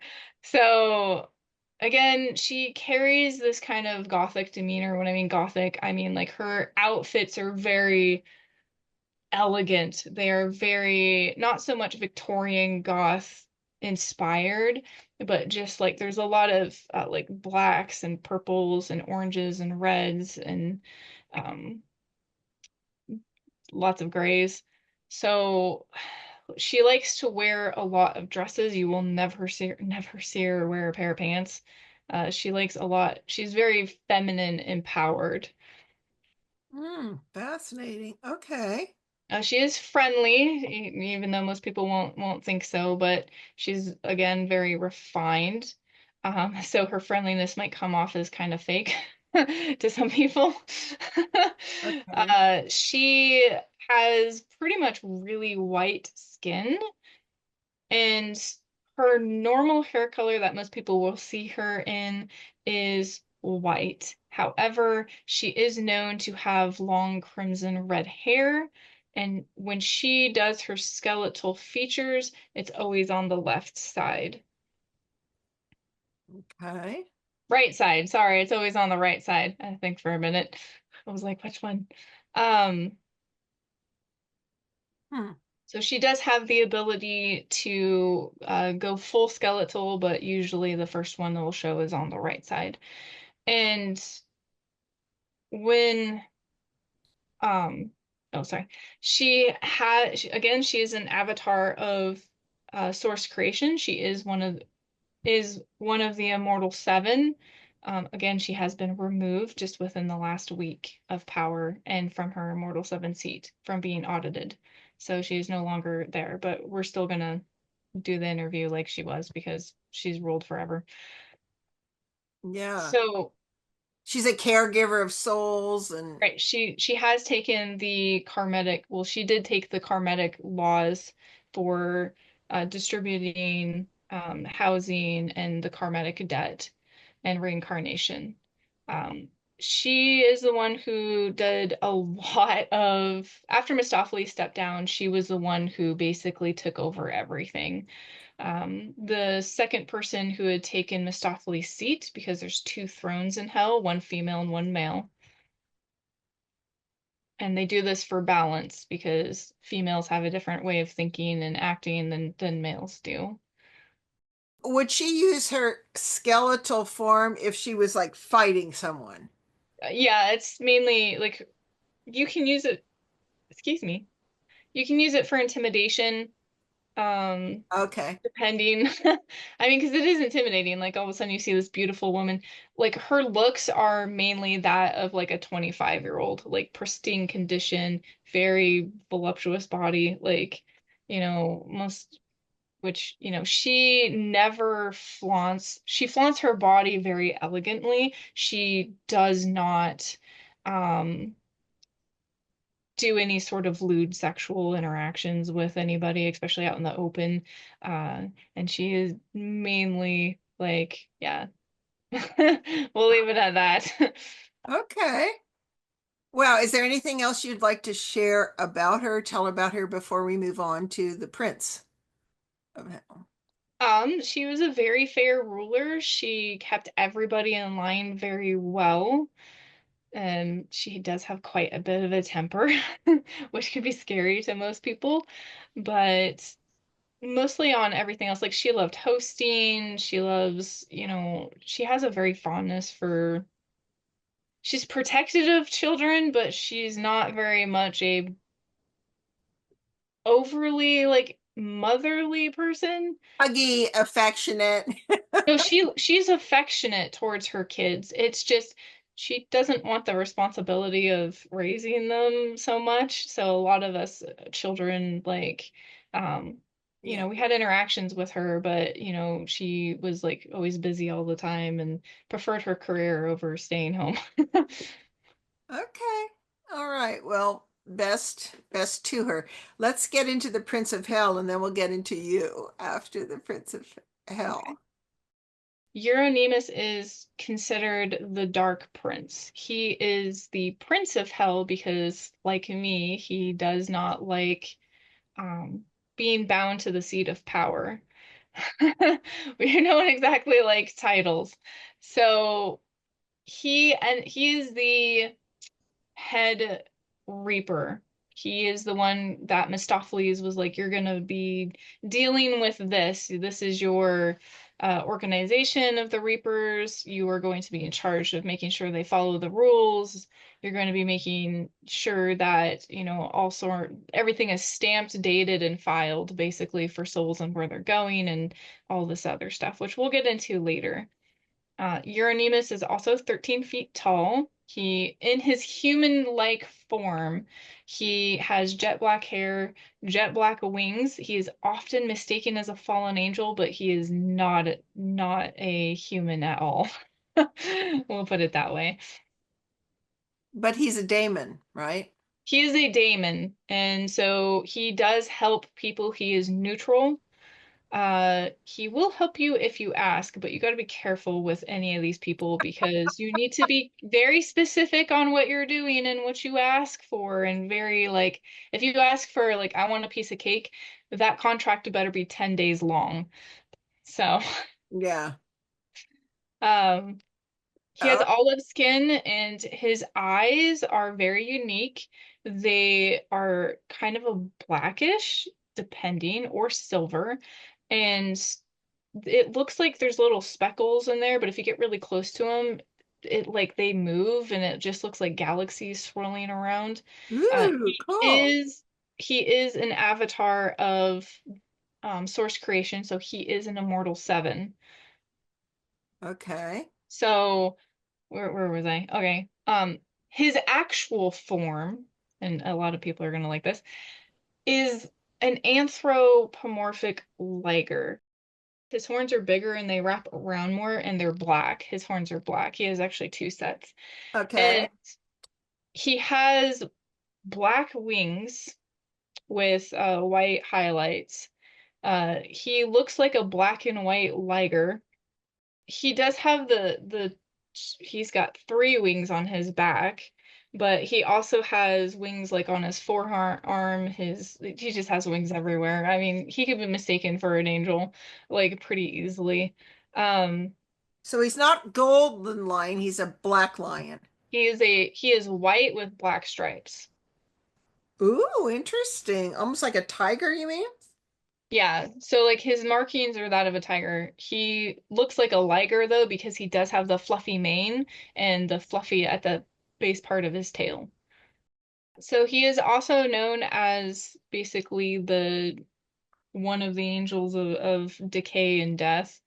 Um, I don't Which know why they put him as an angel, but which means what? what do you mean? An angel of decay. Well, an angel of death would mean the obvious, right? But what's Yeah, angel of decay mean? it just means that some people have seen him like basically with like flesh rotting off of his body and everything Ugh, else. yuck. So, which is kind of funny because he hates decay. He hates the smell of it. He can't stand it. Which is why he has skeletal forms. All of his reapers have skeletal forms. There is no flesh or anything like that off of his body. Oh, interesting. Yeah, because they don't want to stink, right? Ugh, yuck. Well, not only that, he just doesn't like the look of it either. Okay, and does he go skeletal? Yes. He can go pure skeletal as well, but normally when he goes skeletal, it's on his left side. Okay, so he has two forms. He has the liger side, and then Right. he can go human too, It's not or really human. skeletal. Most people would mistake him for a fallen angel just because he has black wings and a humanoid form. Well, Okay, in a human-like form. okay, okay. Interesting. Okay. And he can go skeletal in either form. Wow. Okay. You have anything to add, Amir, on that one? Contracts should be avoided, but of Yes. course, there is the unique pleasure and joy of intellectual interaction and mutual beneficial enjoyment and learning, philosophical discussion, mind games, like playing chess, not messing with each other's mind. No, that when you have a worthy and compatible intellect sitting across the table, that does cut through the boredom and the monotony. That was the nature of my interaction in this realm with many beings. So I was a bookworm, frequenting the libraries, the collection of wisdom. It is a bonanza of wisdom and sublime beauty and genius in creation. And so that really nourished me. I wasn't there for the cheesecake or cupcake in Apollymi's favorite yeah, food. So, but for the knowledge, yet no lust for accumulation of anything. Just going through this stuff, a stream of consciousness flowing through me, and I suppose my naive responses were highly enjoyable for the more learned beings of this realm. Oh my God, are you kidding me? This is actually a thing. And then they'd giggle, and they don't usually get to do that very often. And so I would come up with certain combinations of things that almost never worked, but it was enjoyable to observe, you see. So mm, there are many of them. Again, there is hierarchy and rank. There seems to be a, let's say, kingship that is common. So not all are, let's say, of imperial level or ruling class level, but there are, let's say, boroughs or countries or little subdomains, each about They have a loyal guard or a legion of about 10,000 that have rank. The rest are foot soldiers. Many can exist or basically be citizens. So life goes on. There is reproduction, there is perpetuation of life, there is balance, there is creation, and there's growth. The main obstacle was through the skewing of universal law, their evolution. I mean, I'm talking now about the general population had been restricted for a very long time.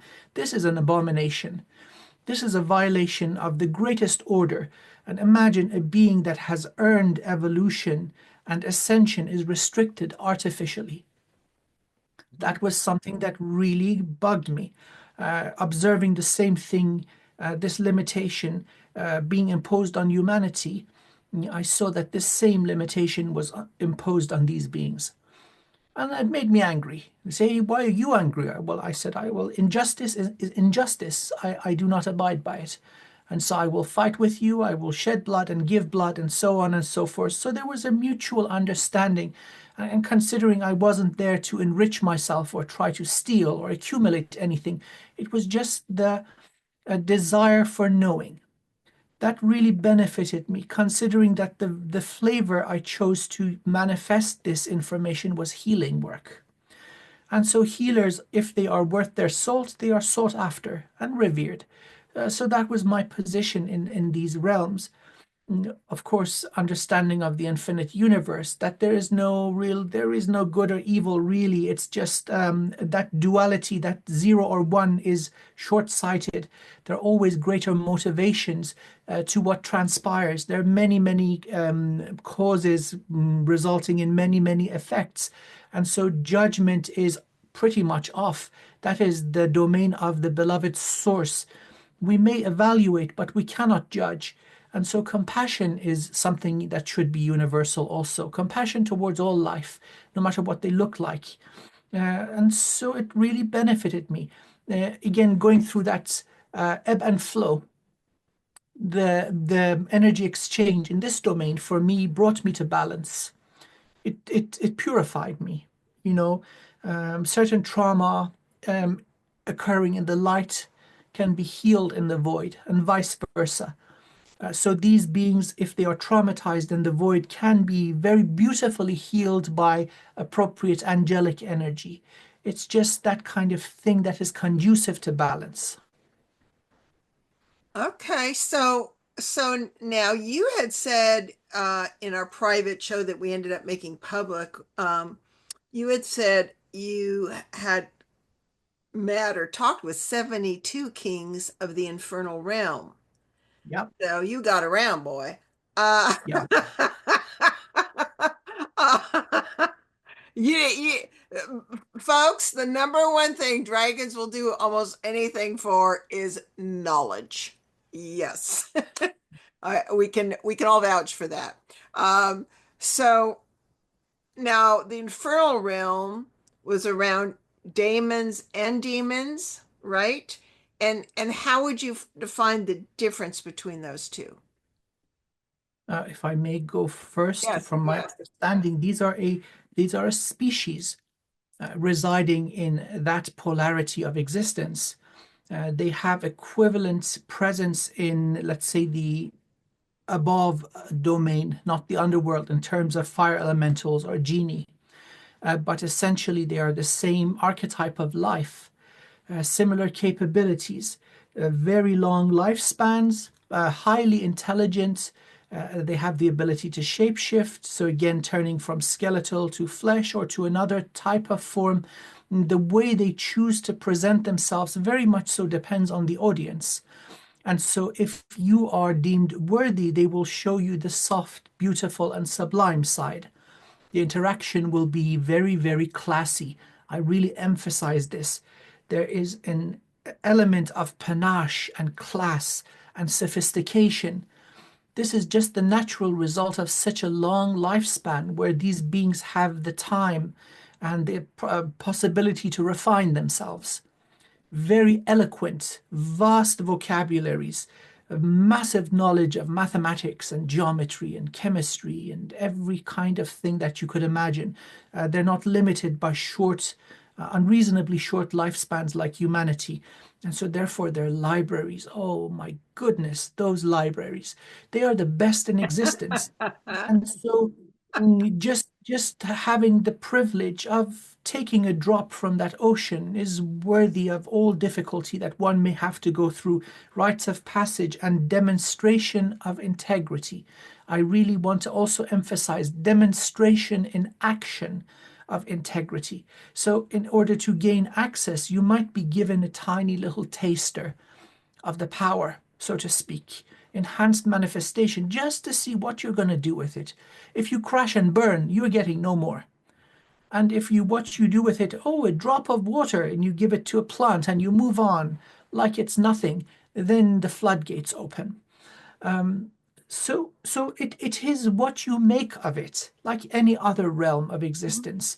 There are certain conditions that are present, and you do your best using all aspects of your intellect and intelligence and consciousness to make the very best of it. And this is very vibrant and present in, let's say, the hell realm, the other half of existence, with this great variety of worlds and species. And so they also are equally separated from source, or at equal distance from source. Source is at the center, the rest is emanations of it. No matter at what illusory, say, location we think it is, up and down is meaningless. They are life, they are consciousness. And so respect, compassion, serving the highest good of all, these are things that will open doors for you no matter where you go.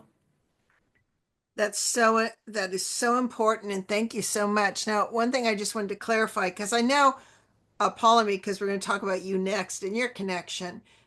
There's still more to explore. You don't know everything about hell yet, I assume. There's a lot to learn because it's evidently a vast area. And now we're understanding, because you're coming from the Infernal Realms, the Daimons, and you're saying there's 72 kings. Well, does that mean that all these kings are avatars of a mortal seven or anything? I assume not, right? No. Yeah. No, Okay. they are born in the infernal realm. The spark of divine exists in all of us unless we kill it through acts of degeneration. Without exception, this applies. So if you continuously violate a universal law, you kill that spark. And then in the next cyclical audit, nothing will remain of you. But if you are connected to that divine presence through that spark, which is, let's say, the soul, if something of divine and source remains, then you can continue your evolution. So this applies to them also. Many may have this image of, pure evil and pure sadism, eternal punishment. That makes no sense. It's just a creation of those who wish to control the population, to instill fear that if you do not do what I say, not what I do what I do, just do what I say. And if you don't do it, you're going to go there and burn forever. That's BS. Yeah, the religious programming. Yeah, yeah. In some ways, what I've been finding is, growing up, I loved all myths, but I thought a lot of it was made up. And now I'm realizing, oh my God, so much of this is true. It's just waving your way to find the purity of the truth, not the programming, not the manipulative programming, which is kind of a metaphor of life in a way. I mean, that's kind of what we're doing here on these shows, right? We're like, okay, that's false, this, and because you were actually there, and because you were actually there, and what was it like for you, and all of that. So it's just is fascinating. Is there anything else to share about Euronymous before we talk about your position upon me? He likes tuna. Oh, He likes fish in general. But we're gonna be good friends. I always make the joke with him. I was like, if I'm gonna summon you, I'm gonna get some tuna and then put some catnip and coffee right next to it. He's like, I'm there. But no, he is very relaxed. He ironically, even though he is the head reaper, he loves life. He loves nature. He loves watching people. Lady like Caracas, not so much. Like she likes to engage with people, but she's a control freak, like super control freak. She doesn't really like interacting with people unless it's on her domain because she has control over everything that happens. Euronymous, on the other hand, like he likes to go out and explore and everything else. So they're like kind of polar opposites of each other for personalities. Does the Prince Euronymous have people under him to like take over? What if he's out going and explore? Like, is there anything like that? I mean, Well, if you think of like Lady Hell, Caracas, the amount of stuff she has to keep track of yeah. Well, she has is her own huge. count. Both of them have a council, which we decided not to go over too much, especially for names. But there is a council that helps govern uh, just a lot of the Yes. realms of hell itself and different areas and aspects in each one of the council members, not just on her throne council, but the high council of hell. The Mm, high council of hell helps run and govern everything, even more so. Well, right. to a good point, including all of the people who live there. Okay, live there, not souls that are there for afterlives, but live there. Yeah. They govern a lot of them as well and keep everyone in check, including the other creators who who throughout the realms of hell also have their own areas of afterlife. Right. So she had a lot of help. Euronymous has a lot of help. Again, There's barons and there's earls and there's all. no, no, no, they don't do anything most of the time unless you're on or unless you're on the council. Those people only govern their area of power. Oh, okay. Nothing else Okay. for the hierarchy of that. You have to be on the council in order to actually govern anything in hell. So yeah, it's the hell's hierarchy is complicated because again, Amir said that there's 72 infernal kings because the infernal realm is actually a realm itself and part of the over empire of hell. They have their own hierarchy system compared to the noble area of hell itself. Wow. Some of those can be high enough to be part of the noble area of hell for the Empire of Hell. We'll get into that. Yeah. So It's so much more vast and it's fascinating. It's so extremely, great to have you both on here.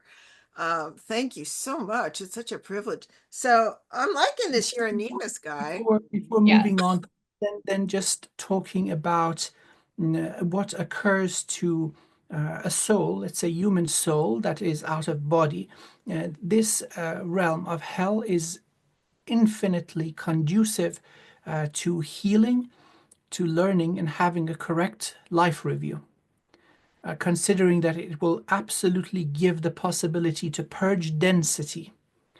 And so then this becomes an individual choice to which one of these realms the soul wishes to travel for that balance. Many will be under certain types of distorted belief systems and they will go to the infernal realm, right? So that would be mainstream belief systems. But then there are other realms that are absolutely pristine, beautiful, sublime in their beauty. And so that would be the more noble domains existing in the hell realm, that other half of existence. So again, the belief systems of the soul will have an effect on what choice they make. It's often distortion and trickery involved just for the purpose of control from this side, from the earth level side and the control system. So part of the purge that just occurred would be the removal of the infrastructure of the distortion, and hopefully the programming, the misinformation will erode over time with dialogues like this, the correct information coming and people knowing that they are not bound, they are not forced to anything. It really is their infinite soul choosing a path for evolution. And existence in any one of these domains may be conducive to that. Depending on the nature of the imbalance, you need an equal and opposing force to bring you back to the center. So the choice does not have to be suffering. Suffering, if it does not result in meaningful growth, is pointless and distasteful. Yes. That is not the nature of creation. It is intelligence and creativity and ingenuity, integrity, persistence. These are the things that usually result in greater quality of growth. Well said, beautifully said. And having to do with integrity, one of my favorite things. Folks, she mentioned that there's quite a whole team, and she did share that with me. But the reason why we decided to just present these three, because it's enough, not only are they in charge and up there, but I have high respect for all beings, and they gave their permission for their name to be used. In this fashion, still honoring the golden protection. And so that's why we picked this, and we're very appreciative of knowing about them. And again, more transparency coming forward rather than just distorted programming, right? So anything else before we move to Apollymi's new job? So I don't know how many people have watched our previous episodes. I kind of dropped hints a little bit that I do have reputation in hell, that, I do know Euronymous, this is the first time I brought up Mistopheles, but he usually doesn't like to be known too much. And of course, like Lady Hell, we've talked about her a little bit, but so Euronymous and Lady Hell are basically my mom and dad. Yeah, and Mm-hmm. so normally, okay, and I'm not the only one. All right. Lady Hell and Euronymous have a lot of children because they are very ancient and old. And I'm not just saying I'm the only child that they've had together. So they have a lot of kids off in the waypoints and everything. Mm, the way that Hell's hierarchy works is that you can be born into noble status, but it is a lot more revered if you earn that status. And we'll go into that when we get to Hell's hierarchy later. So in doing so, because of how old my soul actually is, Hanova, I said that Hanova was my first life, and then I got contracted into coming from Yashua over here. Um, that was true. It is true, but it wasn't actually my first life. So when I got contracted into coming over here, I got pulled out of being deleted from this universe when I got in trouble, basically, when the reset happened in this universe last time. I got deleted because I became part of the virus, unfortunately, from trauma and everything else. So instead of permanently deleting me, and we're talking permanent deletion as in prime source conscious Hanova deletion. You can get deleted out of a universe and still exist other places to get reincarnated out of. So they deleted me out of this universe, and I went to prime source Hanova for rehabilitation because what I did was part my fault and part not my fault. Mm-hmm. And after that, I became reborn into the Hanovian body that I shared with you guys.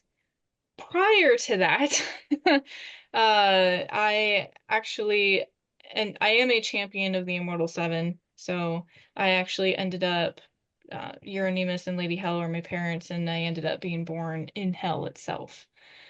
So I have a lot of celestial attributes still because I look very similar to my Hanovian body, which was actually designed after my looks because I'm older than the original species.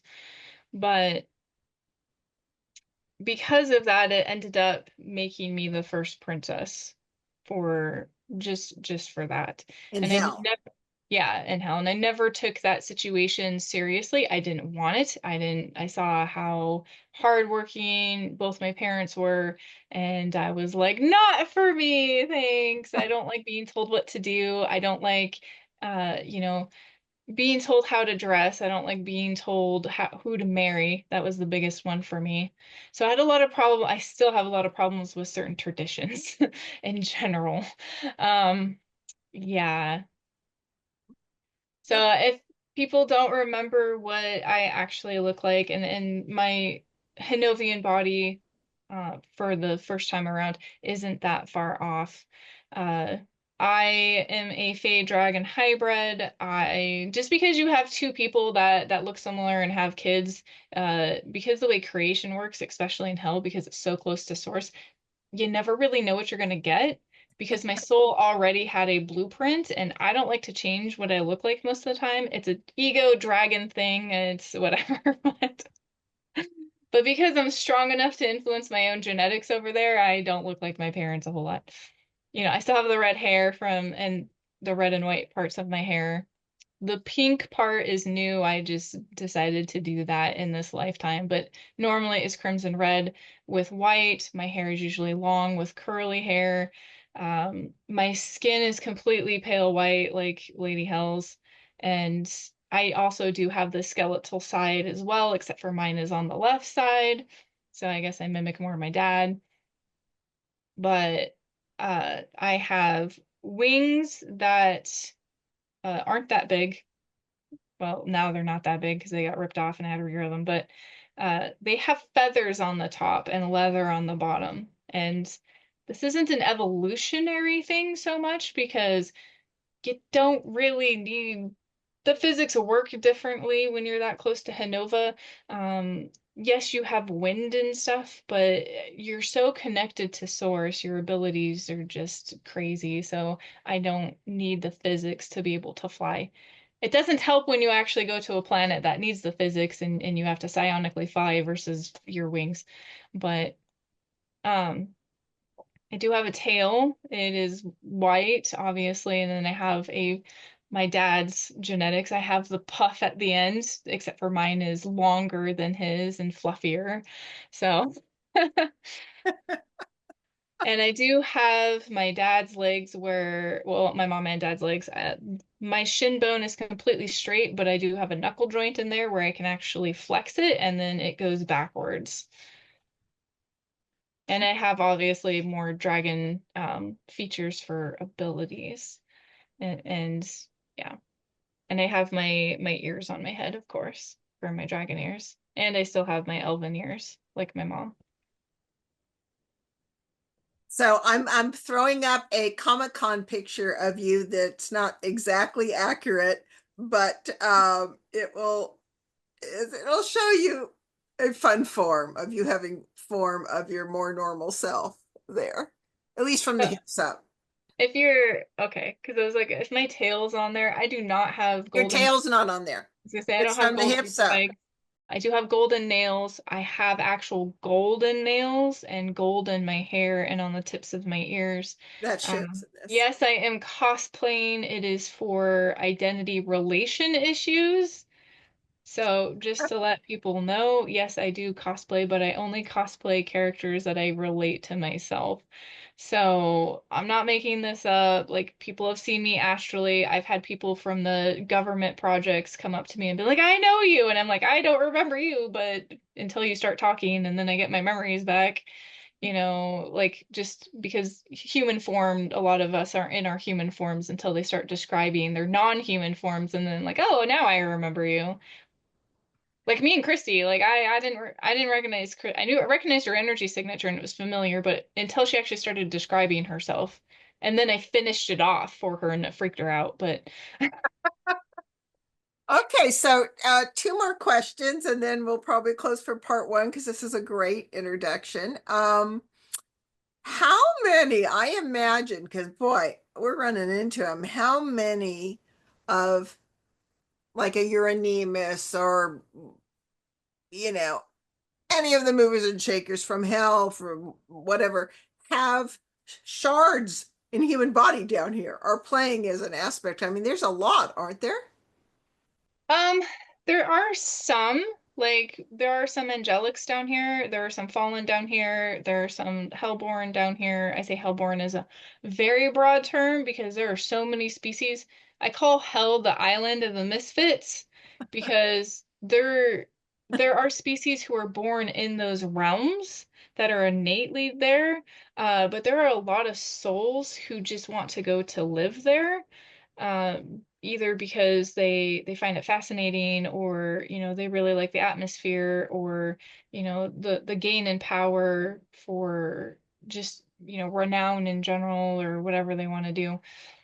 So there Define are define misfits, just so they're clear what you mean by misfits. Like one just don't like following rules, ones that look completely different. Like how what do you mean by misfits? I mean, misfits is we're all a conglomeration of different species.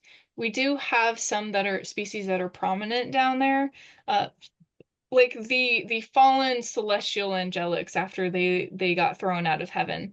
They didn't really have anywhere to go. They didn't really like anywhere. They like hell because it's very close to Hanova. It's right on the outskirts.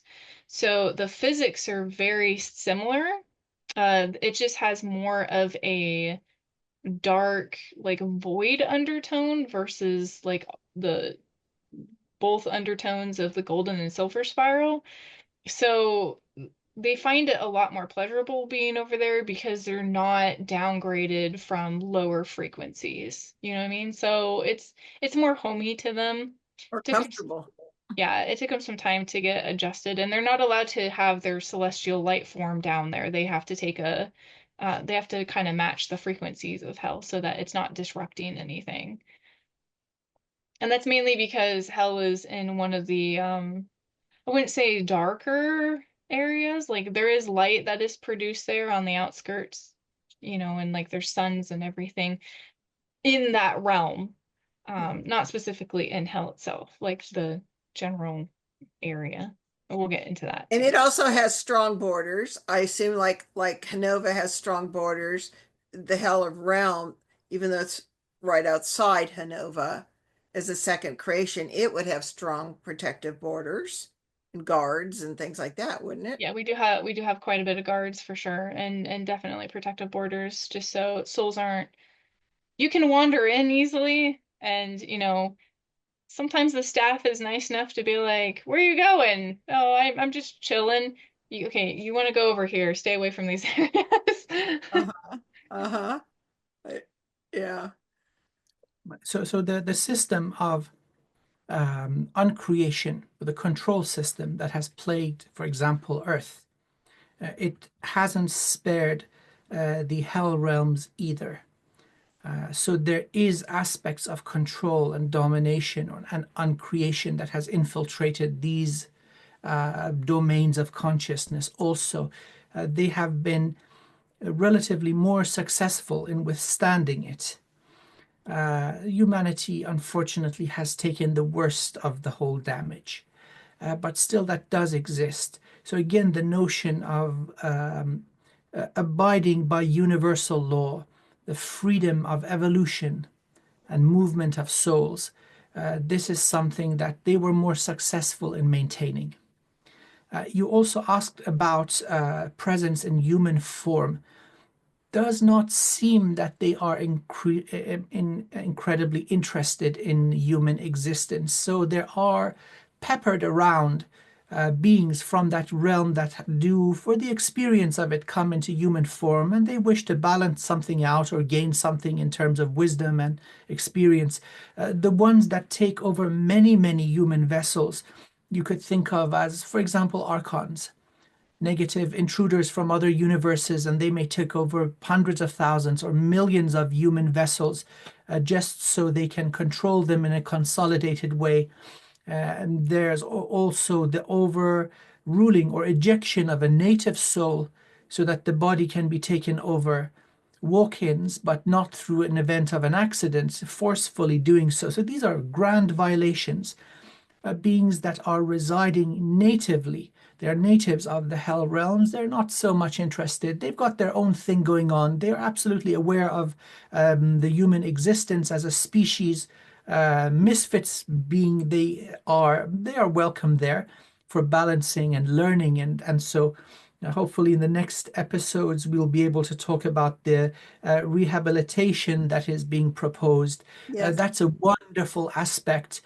So hopefully the whole cycle back and forth under and below will be much more, let's say, easy, friction-free, and more beneficial for all that do this type of migration or cyclical movement. But no, I don't think there are many from the realm of hell, or let's say the underworld, for just compatibility in linguistics. They're not very interested in humanity. They're much cooler, better parties, more knowledge. Yeah, and most of the ones that are actually here are not possessing people. Let's get that straight. They actually sign contracts to fractal themselves and come in through reincarnation. The legal way, Yes, the the right legal way. way. Thank you, Amir. Mhm. Okay, so why don't we finish by you just saying a little bit because, you know, time is so different. Earth's time is so different than other realms. You know, what we call time or what we create is time, even though actually we're living all simultaneously, but it's just different. So I know you and I were talking, and I was asking you, well, how many hell years equals Earth years? And you said, I don't know, maybe 1 year on in hell equals 4 years on Earth, you know? And that's part of the issue too, because as you said, when the immortal came down here, when you were one of the main ones that finally talked the immortal to come down here to look at the mess, its response was, what happened? It's only been 5 minutes. Yeah, like it's so And bad and it was what, like 175,000 years or something? galactic years, even galactic years, not even just Earth years, but galactic, like Yeah. cosmic So years. like there's a little bit that needs to get cleaned up and oriented because so my thing, so I immediately went to like, well, wow, Lady Helen Caracas must be so tired of doing jobs for billions of years on their side and being in control and stuff. So she wants someone to take over. So one of the things about, you said you're one of many princesses and or whatever, but you're the first. Yeah. So do they go by the oldest? And did she want you to take over her? Did she want a break? Did she, like, oh my God, this is crazy. So, um, she has the ability to choose her successor, and oh my God, successor. I don't even want to say it. And she came to me like when I was 17, because I had interactions with her throughout my entire this lifetime. I didn't know she was my mom until about 4 years ago. That had been hidden from me from my Akashic records. It had been hidden from pretty much everyone except for my dad, who has an avatar here. And when he found me, at first he thought I was my mom, and then when we started actually going through my past life stuff, he realized that I was his daughter. That was very awkward. I was dating his avatar at the time, and we're like, nope, we're good, we're done, we're breaking up. That's just too close for me. So he's like, it's only by soul, and I'm like, that's still way too close for me. Yeah. So, Yeah. but she ended up coming to me, and she was like, when I leave for vacation. She's like, I want to take a vacation. When I leave for vacation, I need you to take my place. Your judgment, you're unbiased, you follow the rules, celestially, my celestial side is very like, guys, I barely even crosswalk. So I follow the rules to a T. It's so bad. She felt she could trust you. Yeah, she felt like she could trust me, and then I was like, I can't even like get my life together sometimes out of bed. And I'm like, you want me to rule all of hell? Because at the time I didn't know that Euronymous was the second throne. I saw the throne there. It was there all the time, but it was always empty because he never sits in it. Oh, okay. So I was like, oh my God, there's no way that I can do this. She's like, oh, you'll get training and everything. And I'm like, no. And then she offered me something that I couldn't refuse. And I was like, fine. So I signed that golden contract when I was 17, but I didn't realize what it all entailed. The problem is they have you sign it when you don't realize what it all entails. And this is classic. This is done in Yeah. the military. This is the big game. Here, just sign your thing here and you'll find out, but we can't tell you until you sign, you Yeah, know? that Like, Disclosure Act. exactly. And then they own you and you're like going, what? Yeah. That Well, whole. no, she didn't own me, but like I just signed that I would, while she was on vacation, I would end up taking her place. So she's never had a vacation since she took this job. Like, what are we talking? Billions of years, millions of years? What? Like again, hell was created after Hanova was created, like right after Hanova was not right after, but like Yeah, but they did like, their stuff in Hanova for a few like galactic centuries, and then they're like, you know what, we can now expand outside of this.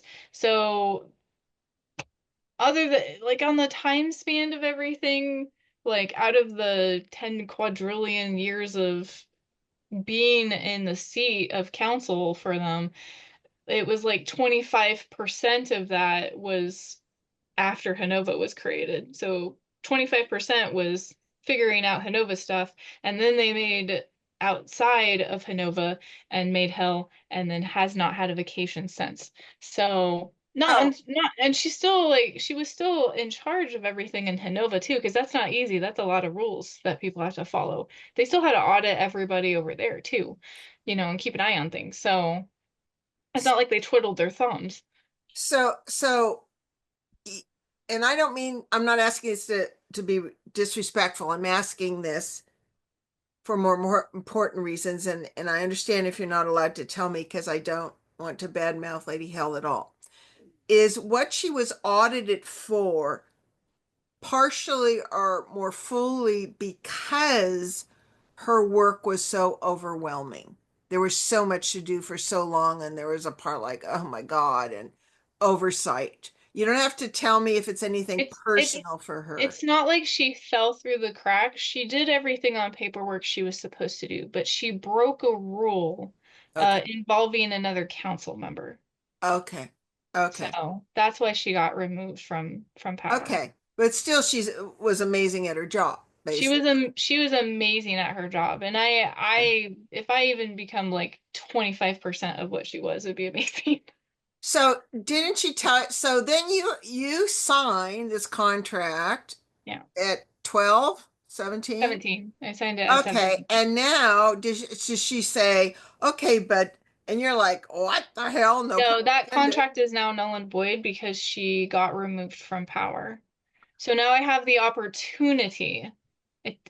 I'm not demanded. I have the opportunity to get trained, which would take like 10 billion years, to be able to take the throne, which I'm if I do take it, then I would be able to put the redemption project in hell to a greater substantial use, because I would have a higher seat of authority.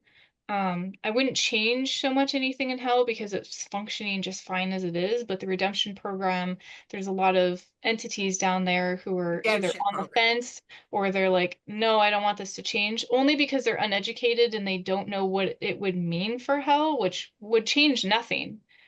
But they're worried about like the souls coming in that they can make deals with to gain more power and everything else, because that is a thing down there, you Absolutely. know. So Yeah.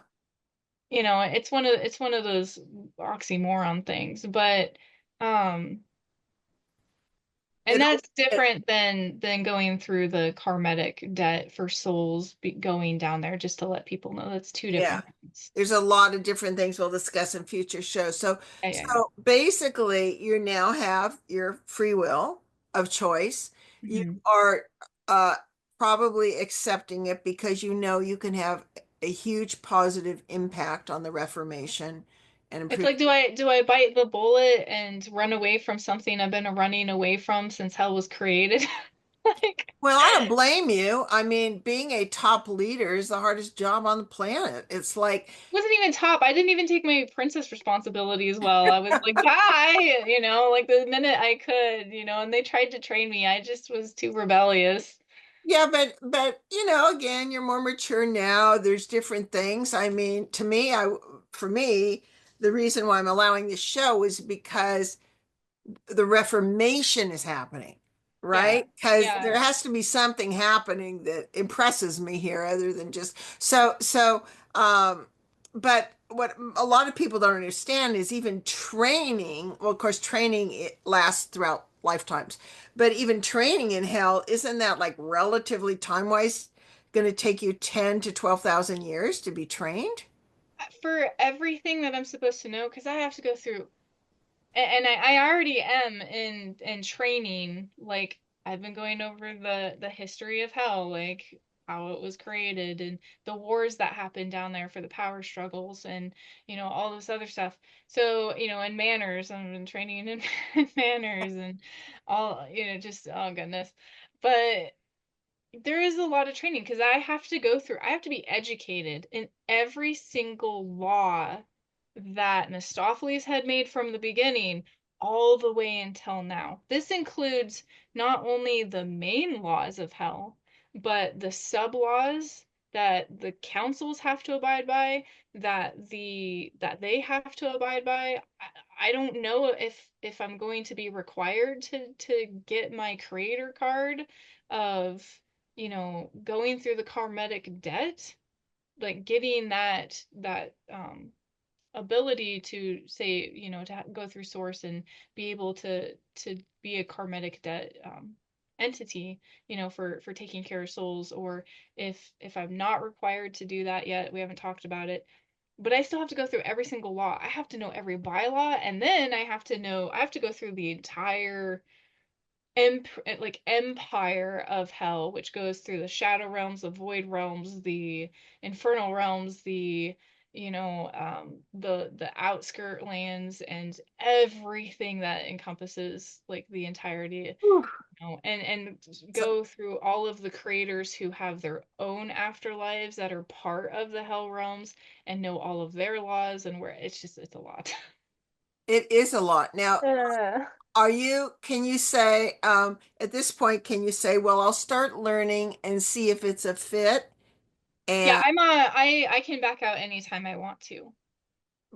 because your mom's gone now. Okay. So, Yeah, so I you can have to, back out anytime I want to. Softly said that this is a trial run. good, It's good, not, good, good, I'm good, good, not good. being forced like I was, because force Amir can attest to this. Forcing a dragon into a corner and stripping all of their freedom away is not the best way to approach us. No, no, no, no, no, no, no, no. Never ends well for Yeah, it anyone. never ends well. As I say with the dragons, I go, if there's a leash at all, it's got to be a really long, invisible one. Very. And you better feed us. Cheesecake and cupcake.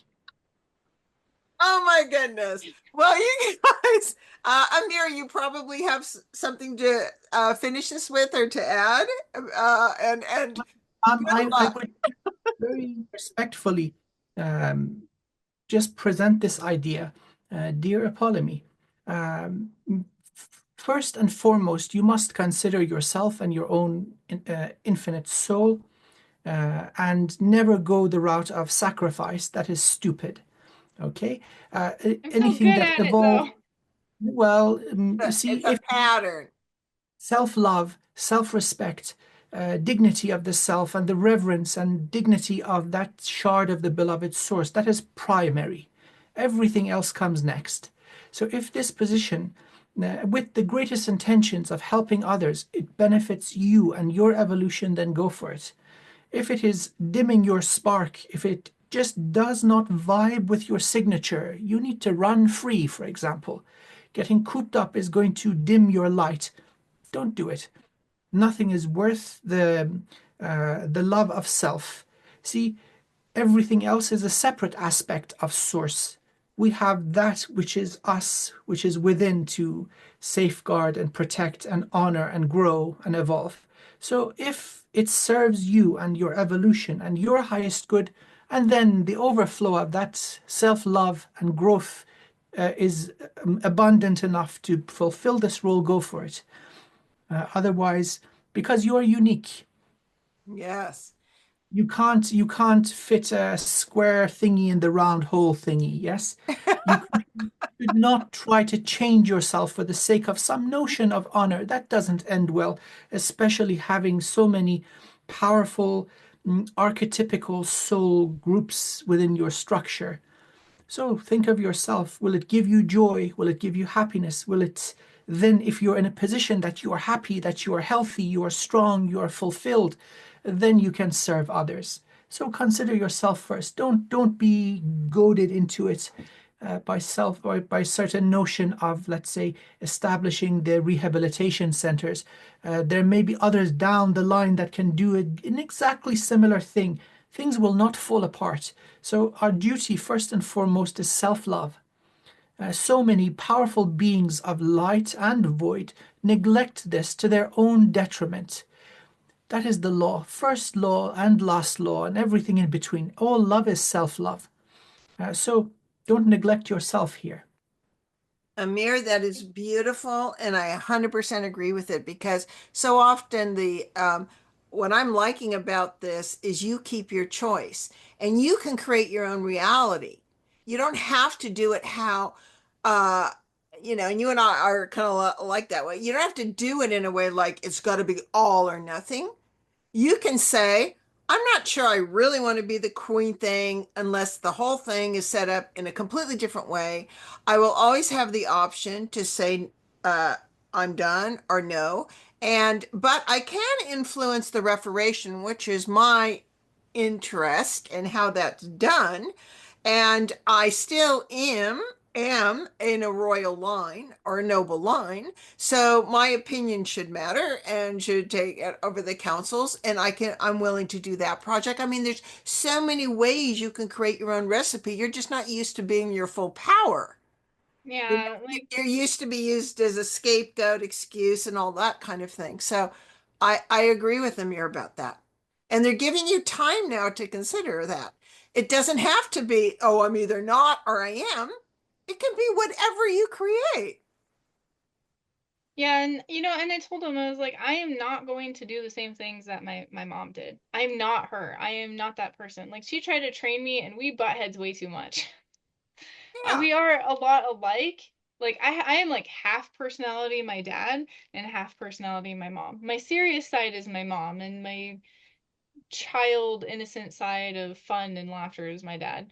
As much as Yeah. it, Yes. So but for me, I want to take this seat because I went through the redemption project, program. I can't say project because like the stuff that is in hell right now for the redemption program is like nothing I've ever seen before.